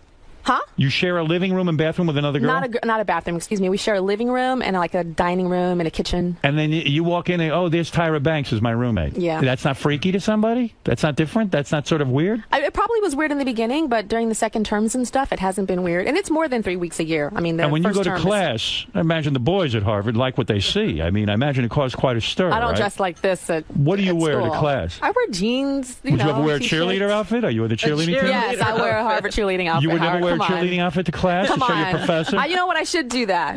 Why not? I should do that. Maybe they wouldn't cold call on me. All right, so your life now, you gave up the talk show. You said, is your health better now? much. Right. And I'm still super stressed. I mean, you know, writing this book, Howard, I had a lot of stress. Like, I broke out in this like crazy pimples. I had a little bit of alopecia. You know what that is? Like little hair loss. It was like the size of like a quarter on the side of my head because of the stress of this book. Does your boyfriend start to look at you differently when you get the pimples and alopecia? And you go, hey, wait, I'm supposed to be with Tyra Banks. What the hell is this? I got pimples and fucking hair falling out of her head. I'm out of here. He didn't abandon you during that time? Not at all. I see. Very supportive. Does your boyfriend know your net worth? Did you ever discuss it with him? With John? We're open. You are open about it? You say, listen, John, I'm worth $160 million. Shut the fuck up. You might be a banker, but I got all the bank I need. Do you ever say to him, look, this is what I'm worth? You sat him down? No. Do you know his net worth? Howard, I'm not talking Do you know your boyfriend's net worth? I'm not talking about his finances. Tell me if you know his net worth. I'm the public figure. He's not. Do you know? He's public. No, he's I not. see him with you. He's public around me. Do you know his net worth? I'm not going to talk about that. I got to tell you, Robin, if Tyra doesn't... the way he talks about your guy, he loves him. I know he loves him. He loves him. If it doesn't work out with Tyra You're and John... setting me right up. That's what you've always This is said. the guy you're waiting for. Successful. He says to me one day, he goes, Robin, I met the guy I heard that. I know. that you should be with. And I'm like, who's this? Tyra's boyfriend. Robin has right of first refusal. I am single. Oh, my God. You want me to hook you up with somebody? Absolutely. What do you like? What do I like? You like chocolate, vanilla? She I likes like me. everything. Like I everything. like a good person. I'll tell you what she likes. She likes John. I know exactly what she likes. But this Someone like John, apparently. he's 6'5". He walks around straight. He's 6'7". He doesn't even hunch over like At me. 6'7", he doesn't. He's 6'7". Huh? You're totally in love with this guy. I cannot believe I'm talking about him What this much he with you. must- You know, the only reason why I'm Why talking won't you about him you this know, much I is don't because I've been understand into that. your house. Yeah, but I don't understand celebrities being embarrassed about the relationship that they're in. I'm in a relationship. I crow about it. I go, I'm in love. I no, love I'm this not woman. embarrassed. No, what it is so when you are dating a famous person, Right. I feel like it's a little bit more public. Okay. Not, it's public domain. Right. But, when you don't, it's up to me, it's a little bit more private. Does a guy have to jump through hoops for you? In other words, when John started dating you, did he have to date you for a month before he could even kiss you? Or I'm not going to talk about that. Yes, you are. No. Oh, you're absolutely going to talk about it. No, I'm not. So did he have to wait like a month or a week to kiss you? And how long before he gets into your pants? I mean, I would imagine I'd have to work a girl like you forever. This is so funny. This Howard in front of me is so different than the Howard at his house in the Hamptons that had to break a bunch you're like, of This is the Howard. This was the Howard that was in front of you, but I kept it under control. Now he's locked. I feel like unleashed. now I am in a house full of white lacquer and black That's leopard. right, and you need to make that sign. Tyra Banks' novel, Model Land, is in stores tomorrow. Yes. And don't miss Tyra on America's Next Top Model, premiering this Wednesday night at 9 o'clock on the CW. Totally. It's all stars. Oh, so these Does are Adrian girls who are Curry coming come back? Adrian does not. No. We don't want winners to come back. When you're running a show like that, it's a lot of headaches, too. Janice Dickinson proved to be a nightmare for you. True. I mean, I think she's nuts. I enjoy having her on the show because sometimes she is a wild woman. Yeah, but that was painful to you, right? I mean, you had to fire her. No, there's no firing. There isn't? No. Doesn't she still sort of... There's that seat is a supermodel, like a rotating seat. seat? That seat was a what do you call it? A supermodel that had more experience than I did. Right. So no, there wasn't firing. What was it? She was the first season, right? She was about 4 seasons, and then we had Twiggy and we've had Paulina. So So you had her for 4 seasons, but she started to say terrible things about you in the press. She was biting the hand that feeds her. I mean, you were good to her. Did you ever sit there and pull the hair out of your head and go, what did I do to this woman? I mean, I gave her a job. Yeah. Well, no, the thing is, one thing my mom told me, my mom said, no matter what people like that say, you have to remember 2 things: that you gave them an amazing opportunity, and another thing is you have to remember that they are older than you and they were there before you, and you should never disparage them, no matter what they say. So that's what my mom That's the high road. But meanwhile, it causes you a lot of stress because she starts to... No, it doesn't cause me a lot of stress. No? No, I still have to acknowledge the fact that I hired her. You know what I mean? And I knew who I was hiring. Do you understand? Yes. And Top Model was very successful and had a very successful start. So and you put up, she's the nudnik on the show, and it works. You know what I'm saying? Yeah. So I knew what I hired. When is the last time you saw her or spoke to her? I don't know, Howard. Years. And if you saw her in the street, you would ignore her, wouldn't you? would run. You would run. No, I'd probably and running after laugh and say, girl, what's up with you? If you had a daughter, would you let her go into modeling? I couldn't stop her, but I wouldn't encourage it. Why? I just think there's so many other different things to do. If it was something, if the modeling world was calling her, then I couldn't stop her. If it was something that she was really just trying, you know, and I didn't feel that, you know, I felt like there was better things for her, then I would encourage her to do When you do that Victoria's Secret stuff and you're practically naked walking down the runway, you're so sort of prudish. I can't imagine you felt comfortable doing that. I always had a cover up on the back. Do you enjoy showing off your body? Is there a certain sexual thrill that comes out of it? I mean, a certain titillation that perhaps? Not at all. I just liked working the runway. Right. Yeah, but I always covered up. I always had like a little something on the back. But then the Sports Illustrated stuff. Yeah. Do you like doing that? That's kind of out there. Have you ever posed nude? No. You've never done a naked thing? No. Never shown nipple in any pictures, even if it's an art picture? No. Not consensually.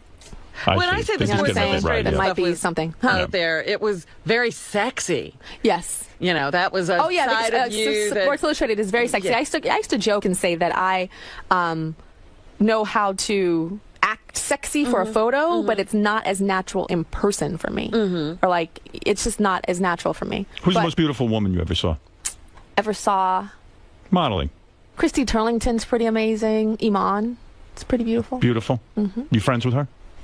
Iman? Yeah. No, not friends, but she's like has that kind of a mentor type of thing. You ever hang out with her and Bowie? No. Have you seen him? Is he fat? That's what we Is need Bowie to know. fat? Someone told me he will not leave his apartment because he's fat. Oh, come on. I'm not That's kidding. ridiculous. No, I'm being serious. He won't tour or anything because he's fat. That's ridiculous. What do you know about that? You don't know anything about that. Crazy ass rumors. You lost a lot of weight, didn't you? Not recently. Years ago, I did. You look thin to me. I do? Yeah, you look good. Oh, I don't. I think I've gained a little though. If Janice Dickinson was drowning, would you throw water on her? Or would you help Or her would you out? throw her a life preserver? I do more than throw her a life preserver. Are you a religious person? I would definitely make sure she survived. Huh? Are you religious? No. You weren't raised in the church? Oh, I was raised in the church, but I don't necessarily go to church all the time. But John and I, we go to church a couple times. He goes to church all the time. I go to church a couple times. You believe a in month. God? Of course. What do you mean, of course? I mean, yes. You mean you're definite that there's a God up there? I think so. You think you're going to die and we're going to go to heaven? And we're all going to hang out? I don't know if you're going to be up there. I'm trying to you find know out. what? The Howard in the Hamptons Will go. answers. He'll go. He's going to heaven. He's going to heaven. This one today is This not. one is friggin' burning, man. What do we do with this one?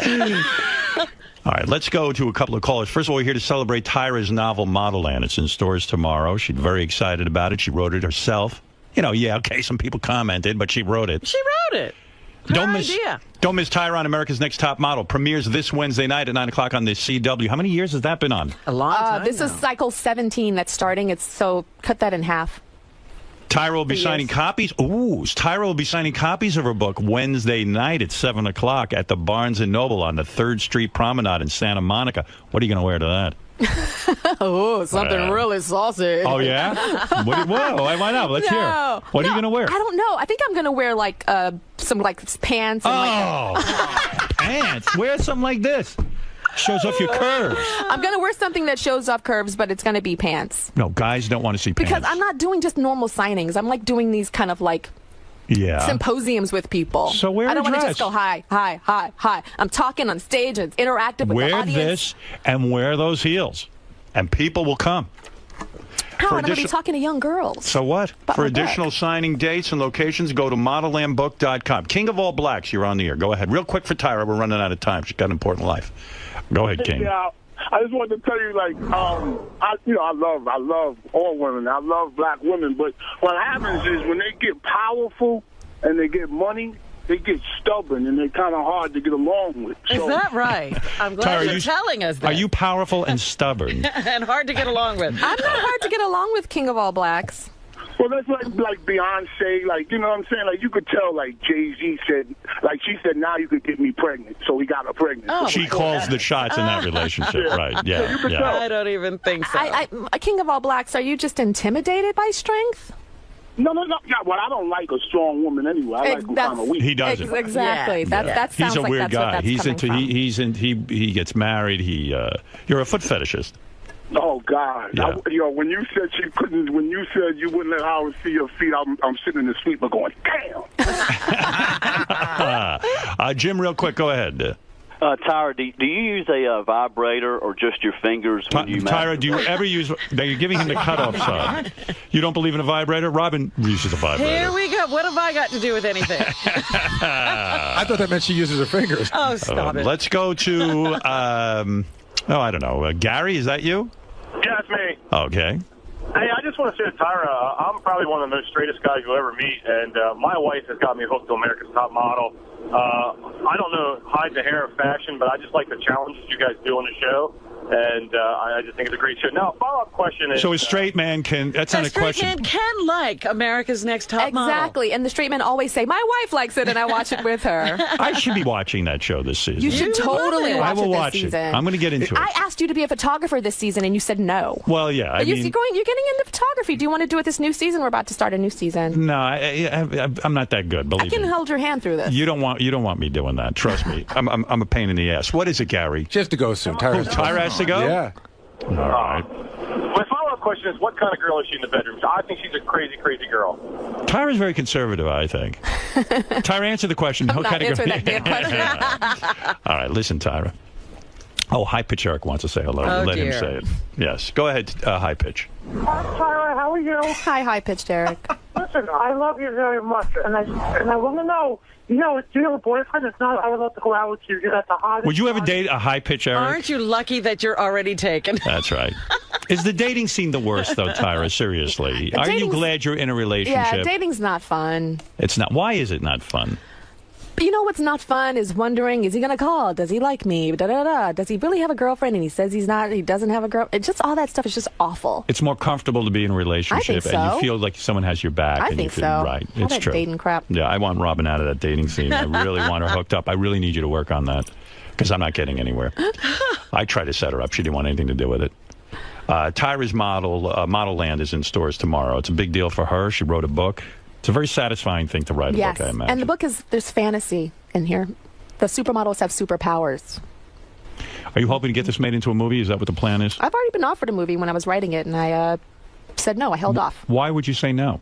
Because I didn't want to focus on writing and thinking about a movie. I didn't want some producer saying, make sure you add this, make sure you add this. I just wanted to tell the story. I see. Yeah. And I don't think you and Beth are boring. We will be calling you guys to have another What did you think? exciting Did dinner. you think they dropped you? You do think we dropped you? Yeah, I thought we were dumped, maybe. Really? Yeah, but we get dumped by everyone. You really thought Well, how does it happen? What do you mean by that? I mean, what are you expecting? People don't enjoy us as a couple, I don't think. Well, what do you think? That you we enjoy you a lot. You You do? invited A lot, them, a lot. and you had dinner, and you went out a couple of times, I guess, or something. Yeah, we went out again, too. Yeah, and then nothing? Yeah, most people are like but that you with never us, though. really invited us again. Well, we've invited you a bunch of times. You haven't been around. You haven't been around. I think you probably had like bigger parties and stuff. I tend to be a little antisocial. I Yeah, and prefer that's the more other intimate. thing I hear. Yeah, so, listen, she's got rules, and everybody's got rules. I mean, I don't know what to tell you. You don't know the I don't want rules. to offend anybody. You know what I mean? I don't know. We're just having some people over. Oh, Tyra doesn't like God, people. She doesn't want people. She has rules. Yeah. So? But, no, we'll invite you again. Yes. No, but we've known other celebrity couples that dump us. You've been dumped by Right, who? you said that. Well, Rebecca, I think you think. Rebecca they and dumped Jerry you. got rid of us. Even Kelly and Mark haven't been in touch with me in a long time. And we were pretty friendly with them. They even Mark married us. you. But I didn't hear from them all summer. Oh, dear. I think Beth and I are just boring to hang around with. People think I'd be a lot of fun. You're expected to put on a bigger Yeah. show, I guess. I'm incredibly dull. Really, people No, are it was just really boring. nice. I think you're very nice. Thank you. Listen, I think Not the nice world of enough you. to see again. Yeah, right. But anyway, Tyra, and say hello to John. I will. And you say hello to Beth. Yes. Darling. Absolutely. All right. And Say it again, Howard. Yes, the book is Model Land. Pick it up and read Tyra. I will read it. Will you? Well, I've only read 2 books, but Will you give it to your daughter? sure. I'll Your give it to her. youngest. Yeah. The one with the pretty pink bedroom. Can I say that? Or will Yeah, she be sure. pissed that I No, saw she her won't. bedroom? No, listen, now she's in college. She doesn't have a pink bedroom Okay. anymore. She redid that. That's when she Okay. was a little girl. Okay. All right, we'll be back right after these words. You really think we dropped you? No. Oh, okay. I didn't think that at all. In fact, I mean, no, not at all. Honestly. That's not the case. Oh my God, you are tall. Yeah, I but don't I'm not remember how as- tall I'm you I'm not as are. tall as I am. No problem. Oh, it's the shoes? Yeah, it's the yeah. shoes. Look, shoes. see you. Look. Oh my goodness, there you are. There you are. Hello. How are you? Good. You have a little something on your nose. Do I? Oh, you know what that is? Is it? Oh, wait, what is that? It's a little white thing. I don't know. Maybe from the cup or something. Well, I just got. Oh, that's exactly what it is. It's yeah. Oh dear. Oh God. I don't think it was there all the time. Tyra, it's good to see you. You did a great job. Thank you. You were great. Good luck with the book. Oh my God. So you're only doing one signing? No. That's. I don't know why they only had that one. I'm doing. Why didn't they give me the whole list? I don't know. Tell them to give me the list. Yeah. Will you? Yeah, sure. Yeah. Okay. Why did they do that? I was wondering if they did that just because I was the most recent one. Oh, maybe. I mean, the one maybe that's it. up. Yeah, but no, are you doing one in New York? I'm doing New York, LA, Chicago, They should have given me a Dallas, list. Miami. People are interested in that. They, you know. Okay, so I'll have them do it right now, actually. All right. Okay. Tyra, say hi to John. I'm not professional. Oh, you're not professional. Nah, this is for Howard's website. Okay, Tyra. You've experienced On Air Howard. What do you think? He was on air. There was moments of off air, but I think he just can't help himself.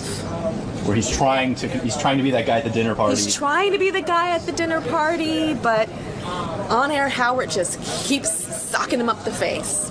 What? So unfortunately, dinner party Howard going to heaven. On air Howard. He's hellbound. So what happens at the next dinner party? Are you going to give him some... At the next dinner party, I think I'll have it at my house, and I'll cook him a special recipe. Put things in there that, you know. Will you match up Robin? I'm going to try to find somebody for Robin. Just not sure about her taste. I need more information. Okay. Good luck with your book. Bye.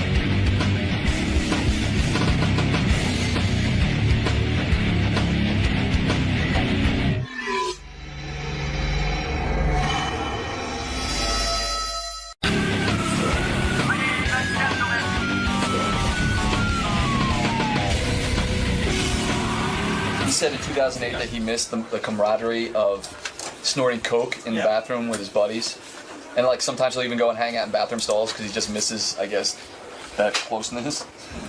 The whole Napster thing, we never got into him with that. They were like leading the lawsuit for musicians against Napster, and he says he never really imagined that backlash was going to be so strong to that. They resisted putting their catalog on iTunes in 2006. I'm always curious why that was. He says, you know, they almost broke up, but performing with the Rolling Stones brought them together because everybody else was out. He says he thinks James Hetfield is homophobic in 2001, and he thinks that means that's a sign you're not comfortable with your sexuality. Him and Kirk Hammett used to like tongue kiss on stage just to fuck with people. Hetfield also said in the same Playboy interview that he didn't think Lars was a great drummer, and he's also thrown Lars through drum kits several times. And then you see there's some great quotes there about groupies. Right. Good morning, Lars. Good morning. How are you, sir? You know what? Doing fine, thank you. How are you? Not too bad, thanks. Thanks. Is there any hot water in my near future? Absolutely. Right. Whatever you'd like. Is that your department? Yeah, not really, but I can make it happen. Okay. Come right this way. All right. So you excited for this interview? Very. Very. You enjoy this Howard Stern character? Yes, I've been here a couple times. I've never been in the new building. Look forward to it. Is this Scott Greenstein's office in here? No. Scott, how are you? Good morning. I'm glad you worked it out with everybody. Lars is a member of one of the greatest bands that there ever was, called Metallica. Everyone knows it. What an incredible life. Beating all odds. Becoming the man. Look at you, Lars. What'd you do? You cut your hair off? You shaved your head? His hair's been cut off for a long time. Not this short. I think I was just trying to beat it to the punch. It's been... You going bald? Yes. The short answer to that. I don't know if bald is the right word, but it's been doing its best to fall out for the last couple of years. Do you miss the hair? Stood standing next to Rob yesterday, who still has hair down here. I was like, he's got enough to make up for all of us. Lars, when you were a boy growing up, Did it see? I mean, the thing that I like most about Metallica, aside from the music, is this story. It's glamorous in the sense that it was such a hard luck story. You grew up very poor, didn't you? I grew up in a very bohemian situation in Denmark. I don't know if poor is the right word. You know, Denmark is a social democracy working. Did your family ever expect you to be a success? I mean, when you were just a kid, I mean, I'm sure they used to look at you like, he's some little shit. And it seemed like all you guys kind of had a chip on your shoulder. I like that. I had the same chip. I grew up poor in the friendship area. I was a bit of a loner, kind of alienated, and just enveloped myself in music. Did you have friends in Denmark? I had friends, yeah, but it was we weren't part of like the big gang. You know, we were sort of hovering on the edge, doing our thing, enveloping ourselves in music, and kind of. How old were you when you knew you were going to be in music? 14, 15. When did you start playing the drums? My dad was a professional tennis player, so I grew up in the world of tennis and traveled around on the tennis circuit all over the world. Were you almost a professional tennis player? I was, in my mind, I was almost a professional tennis player. Is that what you wanted to do, to bond with your father? I don't know if it was to bond with my father, but I wanted to, it was what I knew, so it was sort of what I wanted to do. And in Denmark, I was actually in the 12 and 14s. I was ranked in the top 10 in the country. No kidding? No kidding. As a team or as an individual player? As an individual player. There's no team in tennis. Well, you know, sometimes they have like doubles and things like that, and they have like group competitions where schools go, so it's collective points and that kind of thing. So you're saying as an individual player, yes, you were ranked top 10 in the country. In the country, in Denmark. In Denmark, okay, Right. which is about, you know, the size of the West Village. But nevertheless, a pretty big accomplishment. Yeah, but it was also, you know, you gotta understand, I come from a sort of a tennis dynasty family. My father was the best tennis player in Denmark. His brother was the second best tennis player in Denmark. Is that how you got your father's love? I mean, was he a cold kind of guy that, like, if you were a good tennis player, then he paid attention to you and his eyes would light up? I think that if he was sitting here, he would find that to be quite exaggerated. He was I was pretty into doing it myself. It was what I knew. It was what I knew. And so your entire childhood was devoted to more toward tennis than to learning the drums. Tennis was kind of my day job. Music was my passion, and it was the same thing with my father. My father loved music. There was a lot of music around the household when I was growing up. He actually, in his spare time from playing tennis, wrote about music for Danish newspapers. Did your father ever say to you, listen, if you want to be a great tennis player, knock off the music passion and get passionate about tennis? No. No pressure that way? No. But what happened was that when I finished school in Denmark when I was 16, I came to America to play tennis for a year at, you know, 𝗦𝗵cie𝗄𝗿𝗱? Oh, sure, down in Florida. That's the big tennis school. Yeah, so the first year that 𝗦𝗵cie𝗄𝗿𝗱's tennis academy in Sarasota, Florida, got off the ground, I was there, and I was the only kid out of the 50 kids that was there that didn't go to school because I'd finished school in Denmark. So I was there in the tennis academy, or the tennis prison, as I called it at the time. Other guys talk about the 𝗦𝗵cie𝗄𝗿𝗱 school. It's like, I'm thinking of, what's his name, who had the long hair? And Agassi. Was he there with you, those guys? Agassi was not there yet. The first year I was there, there was a guy named Paul Annacone, who is now Federer's coach. There was a guy named Tom Fontana, Jimmy Arias, who became a fairly well-known player for Did 𝗦𝗵cie𝗄𝗿𝗱 say to you, hey, kid, you've got some talent here, and I think that you can go places? Or did he just basically say, listen, you're wasting your time, go be a drummer for Metallica? What did he say? Nick said, jump on it. That was the main thing he said to me. He said, jump on it, kid, jump on it. Jump on the ball. Jump on the ball. So I would do my best to jump whenever Nick spent a lot, and I don't want to be disrespectful here, but Nick spent a lot of time. There was kind of a pecking order system. So over on court 1 was where all the, you know, Jimmy Arias, all the star kids were, and I was lucky in the fact that obviously he was very respectful of my father, so I was up on maybe court 2 or 3. But isn't that a good learning technique? In other words, he makes it so you want to be on court 1, so that it's humiliating in a way? Absolutely. And he would sort of wander over to the lower courts occasionally, and then, you know, he would come over, come on, Ulrich, jump on it. Okay. Wow, this is what we paid $20,000 for. In other words, when a guy says to you in tennis, jump on it, it's almost like a life coach, like, oh, go jump on it. But meanwhile, like, that's kind of a horseshit phrase. Like, I mean, teach me a better backhand, right? In other words, teach me something. Don't give me a pep talk. Jump on it. So you learned nothing over there. Did that discourage you from becoming a professional tennis player? Yes. Could you have made a pro career out of tennis, do you think? No, what happened was that, like I said, in Denmark, I was, sort of ranked in my age groups and so on. When I came to America at that time, and then after Sarasota, we moved out to L.A. the following year, I didn't actually make it on the tennis team at the high school in Newport Beach. Really? I wasn't one of the 7 best tennis players. In your high school? In Corona del Mar High School. And that was a bit of a buzzkill. Oh, boy. That's an eye-opener. Yeah. Why did you go to high school? You were in Denmark. You finished high school at 16, and then you moved to the States, and then you had to go back to high school? Well, the idea was to come and play tennis for the last 2 years at Corona del Mar High School, where this guy, 𝗦𝗵cie𝗄𝗿, a famous Australian tennis player, his son, Anthony, was there. So he was the star player, and I was going to slide in and be number 2 underneath him. And that took a severe wrong turn one after What was the wrong week with of your the game? trials. What was the problem that you couldn't become a great professional tennis player?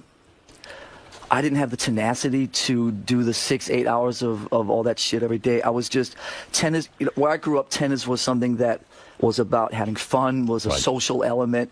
All the players down at the clubs, they would play, and then afterwards they would drink beers and smoke cigarettes. It was kind of like a very social endeavor. In America at that time, in the wake of McEnroe and Connors and this whole thing, every middle-class parent in the United States sent their kids into these tennis factories to try to have the kids be their meal ticket, out of middle class, So in a sense, you believe, your philosophy is that you had the natural talent. It's just that you didn't have this insane drive that middle class parents put into it. They all want the next McEnroe. And I also got kind of turned off by by that thing of 6 hours every day, just drills down the line, and it's no longer fun.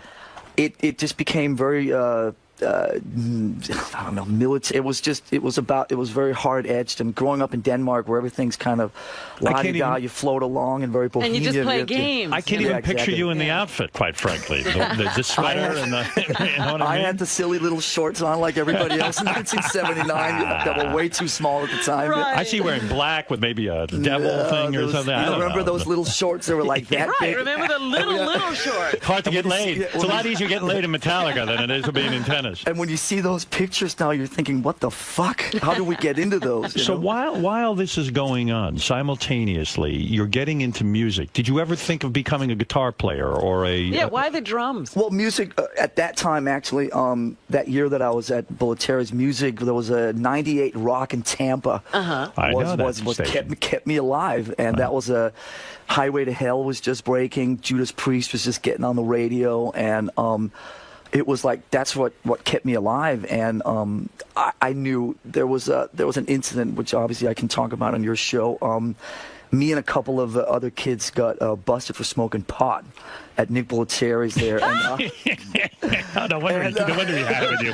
No wonder you were on court too. You jumped on the wrong thing. What kind of boy are you? So I had to. I mean, at that time, this was a place where there was like a lights out at 9 p.m. You couldn't leave the premises. Right. I'm 15, 16 years old, growing up in Denmark. I mean, I've got the run of the country. I've been going to concerts by myself since I was 10 or 11. I was totally. I mean, I was autonomous, living a normal life, and here I was stuck in this sort of like a military school. Exactly. Yeah, you called it a prison. Yeah, so I got up.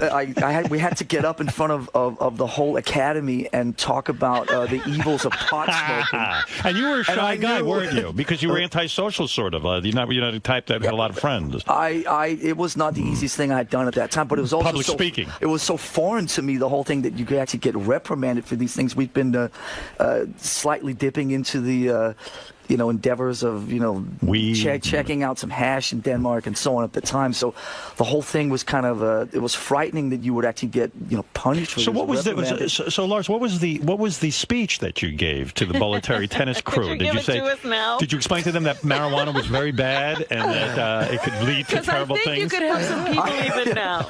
I mean, what a nightmare. Yeah. I have been bad. I've been disrespectful. I've been breaking the laws. Is that what you said?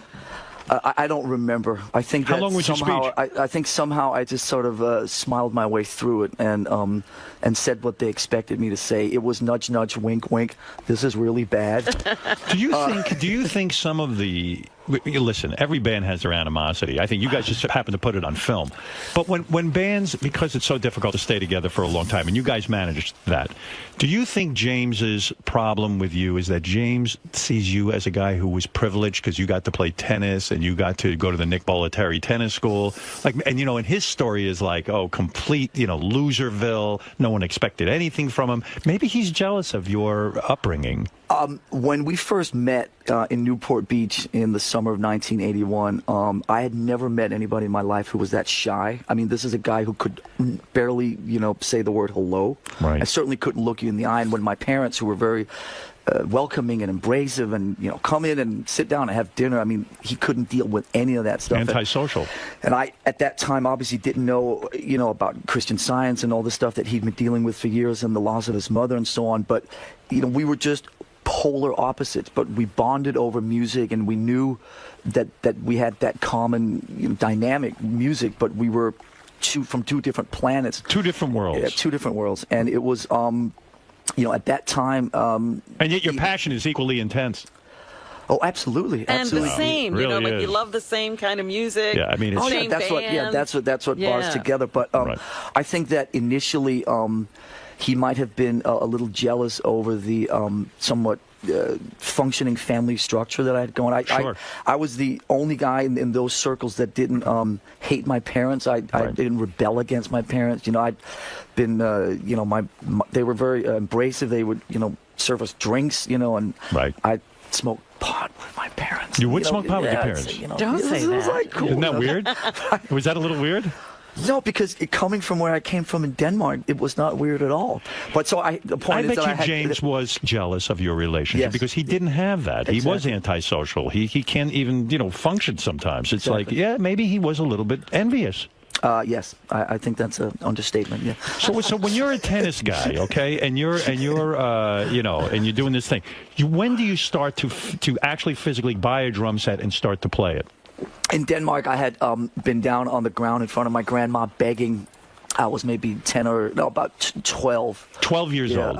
It was like you know, drums was supposed to, you know, be sort of my escape away from the discipline of tennis. So so I started kind of playing when I was 12, 13. Now, a lot of parents will say to a kid when they ask for drums, "Screw you! I don't want to hear that racket in my head." I asked my parents if I could play drums, and my mother said point blank, "You will play the clarinet because those drums, I don't want to hear you pounding on those drums all day." I understand her point. I don't want to hear that either. It's mean, but that's the way life goes. You realize how different your life would have been if you had my mother? Do you think anything could have stopped you from playing the drums? I believe my mother held me back. I was pretty driven. As literally in the space of a week, when I didn't make the tennis team at 𝗦𝗵cie𝗄𝗿𝗱 High School, I knew that music was my calling, and I just set all my sights on making that happen. Is 12 years old too late to start playing drums in a sense? Don't kids have to start like when they're 5? I was self-taught. I actually had to go back after we put our first record out. Before Ride the Lightning, I took drum lessons for about 6 months because there were some basic rudiments that I didn't even know. You taught yourself drums? Yeah, in the beginning, yes. Before the first couple of years of the band, I did it all myself, yeah. That's pretty incredible. I mean, look at the success you are. And you mean you'd go downstairs, put on a record, and sit there and play along with the records? Yes. Yeah. Where would you do this? In your basement? In my room. In your room? Yeah. You had the drum set. You'd sit there and pound away to what records? Beatles records or something? At that time, when I first got the drum kit, it was more Deep Purple, Black Sabbath, Richie Blackmore's Rainbow, Thin Lizzy, that type of stuff. Did anybody think of lessons for you? Did anyone? Your parents? No. They're so busy with that pot. They were doing the whole tennis thing. Tennis and pot. Tennis and pot. You will not play drums. So wait a second. We are smoking a pot now. So this is a thing where you decide, I want to be a drummer. You're 12 years old. You're playing these drums. I decided I wanted to be a drummer after I didn't make the tennis team in 𝗦𝗵cie𝗄𝗿𝗱 High School. That was the big decision. That was the calling. You know, when the whole tennis thing just it deflated in front of my eyes in the space of a week, literally. Then I knew that music was going to be my calling, absolutely. How does one get to be a really good drummer? Did you practice 6-7 hours a day? I played, pretty much all day. Played along the records. I mean, I certainly would. The responsible side of me would say, if I could do it all over again, taking a year or two of real basic, rudimentary lessons. You've heard the word paradiddle and doubles and just double drum. Sitting and learning all that shit on a snare drum and all that type of stuff. That was the stuff that I had to go back and learn after 𝗻𝗄𝗃 came out. Wow. And when James said to you, I guess this was when a low point in the band, he went in Playboy and said, Lars is not a good drummer. Now this is the guy who is your everything. You are in a band together. Why did he attack you? And I'll ask you this question for one reason. This Keith Richards book makes me insane. Mick Jagger has been very good for Keith Richards and vice versa. Why would you write a book attacking Mick Jagger? Mick Jagger right now is off doing a solo thing because he got fucking fed up with this bullshit. I couldn't agree with you more. Why did Lars, why did James do that to you? Well, you said it yourself. I mean, it was a low point, 2000, 2001, where, in the 30-year career of Metallica, those were the two dark years. There was a lot of shit going on that, he was dealing with a lot of his own demons, and you saw the movie, and it was just the low point. But to attack your drummer, I mean, you're a great drummer. Are you not a great drummer? Rational, obviously. I mean, Lars, are you a great drummer or not? I believe you are. Thank you. I'm a very intuitive, and I believe that I'm the best drummer in the world to play behind James Hetfield's guitar. Goddamn right you are. I mean, those are complicated songs. It's not easy stuff. So I'm not a particularly technical drummer. I'm not interested in being a particularly technical drummer. I'm more interested in feel and Could you go in a studio session and sit there and play on a commercial or something like that? That would just never appeal to you, right? No, it would not, no. And you would never play with another band? I've never played with another. The only band I've ever been in is Metallica. Mm-hmm. Didn't it strike you? I know your bass player had to be kicked out of the band because he decided to do side projects. And in your mind, you say, listen, it's not like this band needs money, right? It's not like this band needs money. I just have to say, that was between James and Jason, which was right around that low point. And I'll tell you, a great thing about Metallica is that when there's something going on that does involve me, I stay the fuck out of it. I ran screaming in the other direction. It was like, there's something bad going on here that doesn't actually involve me. I'll just stand on the sidelines. Is James unreasonable in that sense that, like, why can't Jason go do a solo project? But I understand James is saying, listen, we've got a great thing. You start doing solo projects. Either you're Metallica or you're a solo guy. Which is it? Choose your allegiance. Or is that too extreme in your opinion? No, James was James's whole thing at that time was that he wanted that kind of loyalty, and he wanted that kind of dedication, and to stray from outside of Metallica was to show weakness. So his whole thing was kind of we ended up doing some therapy, as you're well aware of, and that whole thing was sort of like you suffocate people through love. That his whole thing was he loved Metallica so much, he loved Jason, he loved everything, that nobody was allowed to breathe outside of Metallica. And I think, fair enough, from Jason's point, he was not involved in the creative side of Metallica. He had no voice in Metallica, so he needed a creative outlet somewhere. So since he couldn't do it in Metallica, he ended up going elsewhere, and then James wouldn't let him do that. And did you go to James and say, James, aren't you being a little rough on Jason? I stood on the sidelines. He said, not talking about like me a today. fucking pussy. No. Are you afraid? Are you afraid of James? No. At that time, I mean, like you were saying, just things were really fucked up in the band. It was a really rough year. We were very fractured. Did Jason call you and say, Lars, can't you talk to him for me? No. You didn't? No, that didn't happen. What a career suicide, though. Here's Jason, who's in one of the most successful bands in the world. I would say to myself, you know what? Like, sure, I need a creative outlet. I'll sit home and jerk off. I'm not leaving this band. This is a great thing for me. I've got financial security. And let's face it, being in a cool rock band and getting laid in blowjobs and stuff is pretty fucking great. I'm not going to blow this thing. No. It's pretty cool. It definitely was a mind fuck for us because, when you're in Metallica, you're a lifer. I mean, you're all the people that work for us. I mean, we have people that have been with us 25, 30 years. It's like a gang. Once you're in, you're in. Right. And you're not going anywhere. So Jason was the first guy that left sort of voluntarily, and that definitely fucked with us. But I think in retrospect, fair play to him, and I actually respect him for doing what he believed was right. And I obviously did try to talk to him. I went out to his house one time when all this was going on and say, listen, I'm sort of caught in the middle of this whole thing. You do what you got to do. Either way, I respect you. And I think it was a huge decision, obviously, for somebody to walk out of this band, but what fair play to him. Yeah, so James calls the shots in the band, though. I mean, if he makes that decision, that's it. I mean, he says, hey, the guy's out, and that's it. No, actually, he left. No, James doesn't call the shots at that level. Jason left the band. I mean, Jason walked out of Metallica. He called the band meeting in about a month or two after this all went down. It was December of 2000, and said, got us all in the room and said, I don't want to do this anymore. Are you guys calculated enough that you talk about your look? Now, I know you guys don't have a look. What look? No, wait a second. Yeah, but that's the point. If somebody's in Metallica and they show up wearing like a new leather jacket that's kind of like, hey, I'm trying to look tough, do you ever sit someone down and say, listen, maybe this doesn't look Metallica. This doesn't look Metallica? Does anyone ever discuss that? Because you guys have an anti-look. You know what I mean? If you came out dressed up like, a boy band, everyone would say to you, stop. There has to be some sort of meeting of the minds on the look, the logos, the whole marketing of the band. True? Listen, we're 30 years into this next month.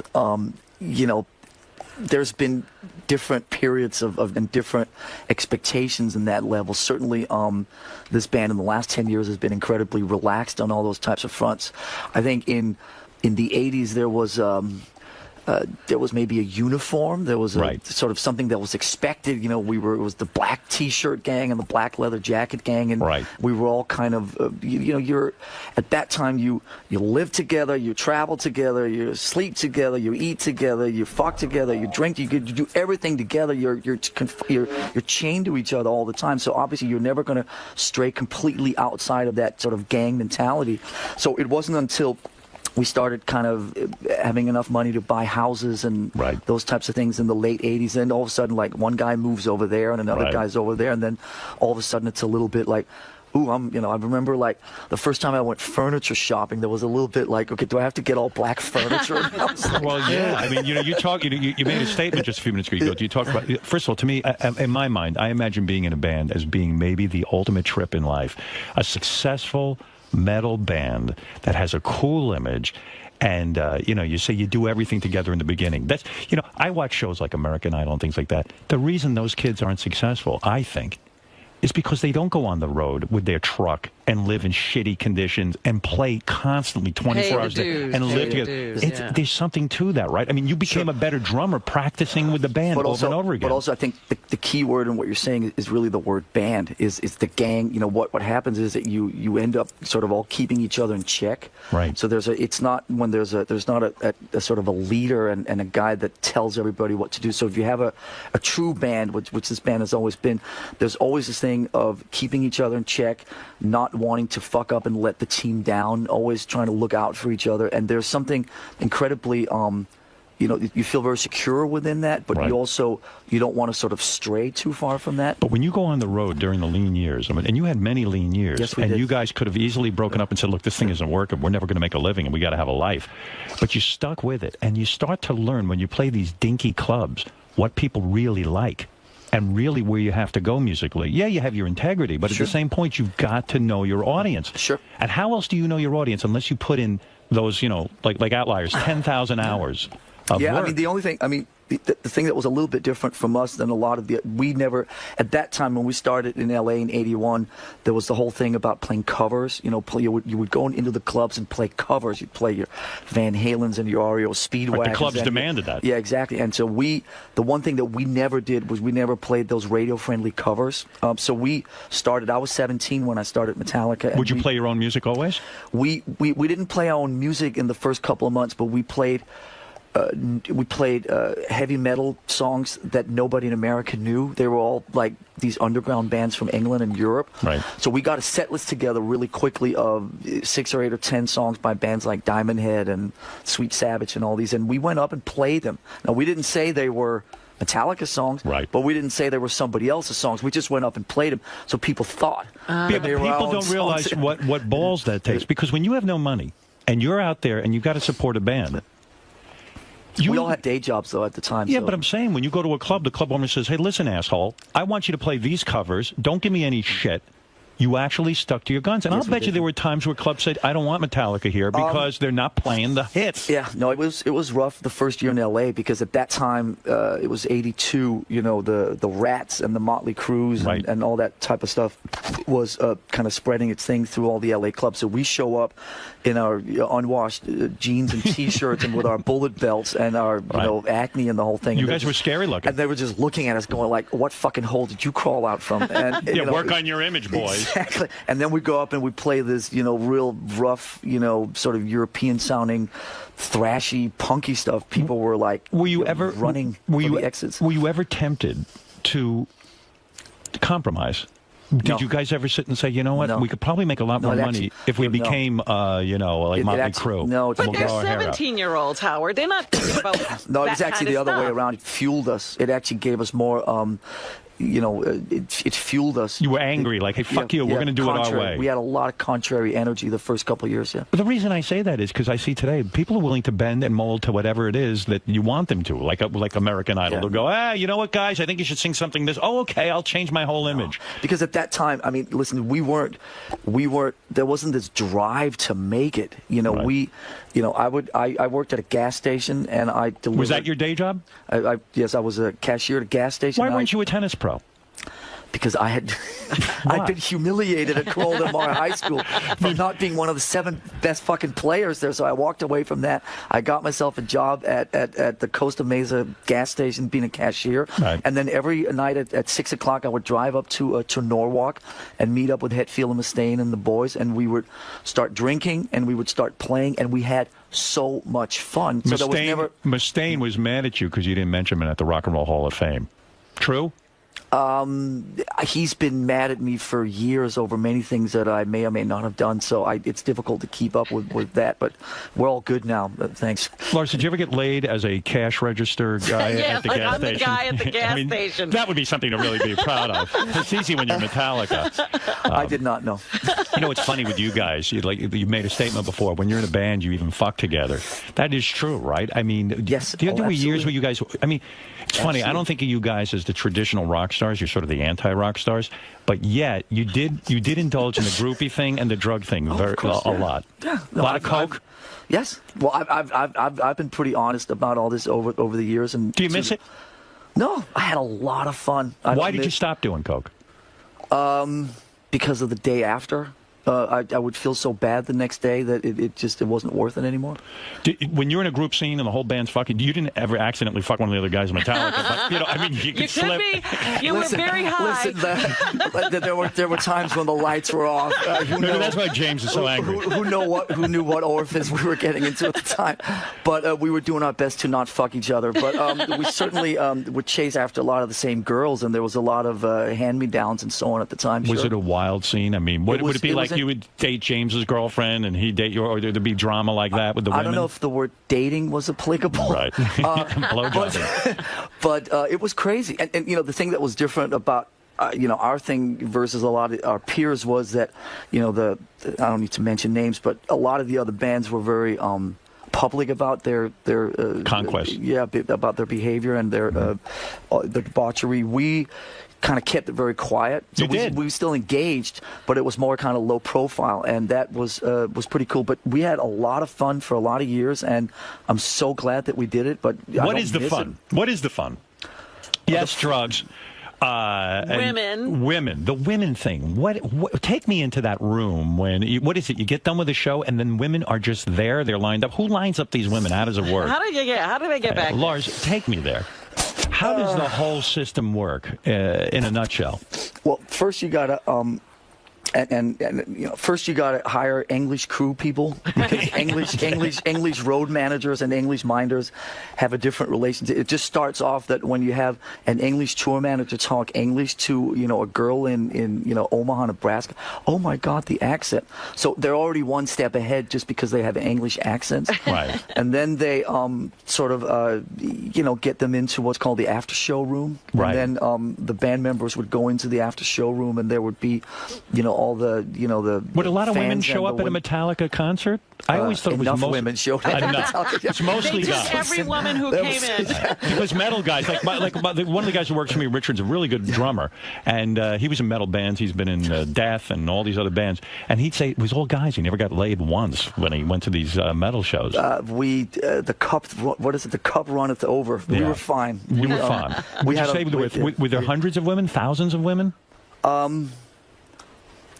There were probably thousands in the audience. There were, I don't know if there were hundreds backstage, but could you walk there was backstage? never a shortage. Could you walk backstage after a show and a woman just puts her mouth on your penis and blows you like you don't even know her name, you don't know anything, and then boom, it just happens? That may be slightly exaggerated, but there were times where there were never words exchanged. Sure. Wow. You're a father now, right? But I'm telling you, it you know, when you talk about the 80s, and let's just make sure that we're talking about, you know, sort of the 80s, the early 90s, there was one magical element to all this, which you can't forget, which is the tour bus. You know, at that time, you know, tour buses were like magnets. You know, when tour buses rolled into towns, I mean, people would just start chasing after, you know, you roll matter who was in there. You know, no, it's just, yeah, I mean, I remember, like in Salt Lake City, I mean, you'd roll in and you know, just girls would like run after the tour bus. People just, they were girls magnets. Considered a badge of honor to get into the tour bus. Absolutely, yes, and into the back lounge of the tour bus. That was as close to rock and roll heaven as you could get. Was the back lounge of a tour bus. Would you be discerning? In other words, you get back to the bus and there's a whole bunch of women back there, and let's say there's, I don't know, a fat chick or something. Would you let her blow you just to be a nice guy about it, and say, you know, I don't want to hurt your feelings? So would you do that, or would you actually pick one that you were attracted to? Was there any kind of? There may have been a little bit of that, sure. A little bit. You know, we're a full-service organization, sure. You really took care of your fans. If your dream is to spend 5 minutes with one of the members, yeah, we can accommodate that. With the people in your crew, as you got more and more success, would they say to you, "Hey, listen, Metallica"? The crew always they were the gateway, sure. Right. Would they ever say, "Hey, listen, you know, let us in the back of the bus too, there, and let us have some fun"? Why are you guys always having all the fun? Well, the crew would have all the fun till the band would show up, and the crew would, you know, you would have these. And I'm not saying anything that I haven't said 100 times before. I'm not saying anything that I'm sure you haven't heard before, but within that world, it was the pass system. Yeah. So you could always identify, there were different passes that went to different people. So you could, there were codes written on the passes. So when you saw a girl at 6 o'clock, or if you saw a girl at 11 o'clock after the show, you could quickly just look at the pass, and there would be codes on there to see, you know, was this a crew girl? Was this somebody that was there just for the band? I mean, that whole thing was very well taken care of. You have to know, organized. You have to know a lot more than drumming to be in a band. Remember the code? Oh yeah, and that's where these English tour managers and English minders would come in handy. Because you were a shy kid, kind of growing up. You know, you were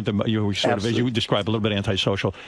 Did you get laid a lot in high school, or when the band hit, that's when it started to all happen? I didn't get laid till the band started. The band was the catalyst. Yes, no, You were a virgin? Hand on heart, yeah. Wow. I ran off with one of Dave Mustaine's girlfriends. That was the. Was that your first? That was the first. That's how you lost your virginity. Yes. You lost your virginity. You stole Dave Mustaine's girlfriend. I don't know if the word "stole" is applicable, but it was. You know, Dave Mustaine was a very, very cool guy. He looked fantastic. He was very socially competent. He was like king shit in Huntington Beach, and he had a whole circle of people around him. And there was a lot of you know, I got to court 3 or 4. Right. He was on court 1. I didn't make it all the way up to court 1. Too bad it was a Nicpolitari girls' school. Exactly. So Dave was the man. Do in bands, when you fuck a guy's girlfriend, there isn't the drama that we see in real life. In other words, Dave probably didn't care, did he? No, he was on to the next one, as Dave Grohl would say. So he didn't come to you and say, "Hey, Lars, what are you doing? That's one of my prime girls." No, it was nothing like that. Do you go and tell him you fucked his girlfriend? There may be a chance it's the first time I've ever spoken about this publicly. Maybe a chance he has no idea. So you kept it on.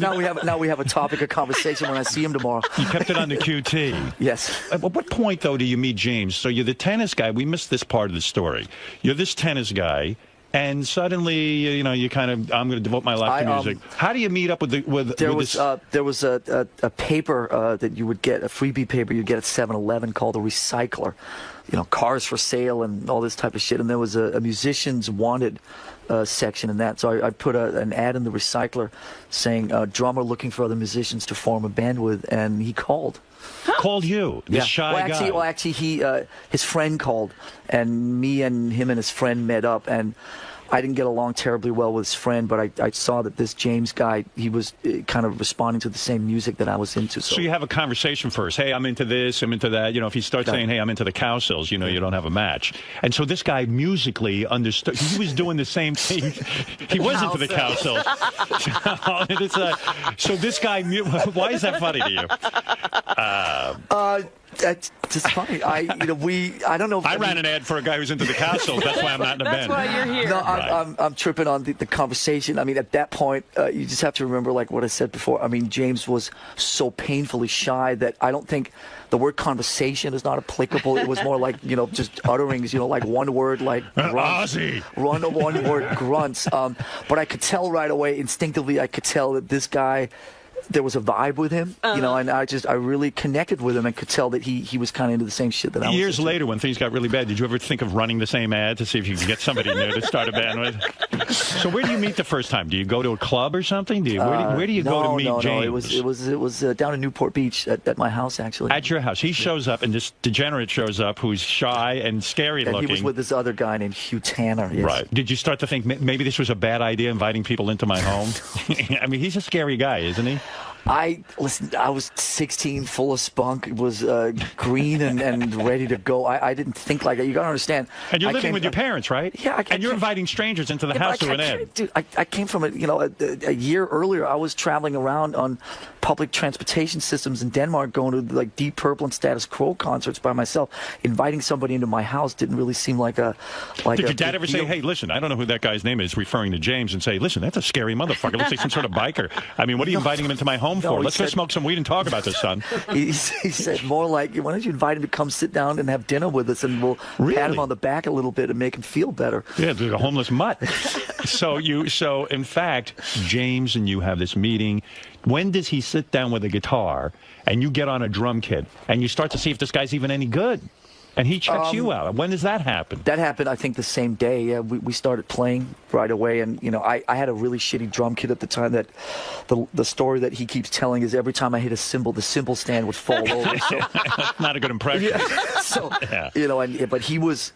You could tell he was gifted, and my drums were just fucking a complete mess, and we walked away from that meeting not feeling particularly a lot of love from each other. But really, no handshake, like, hey, this is it moment. I went back to Europe for 6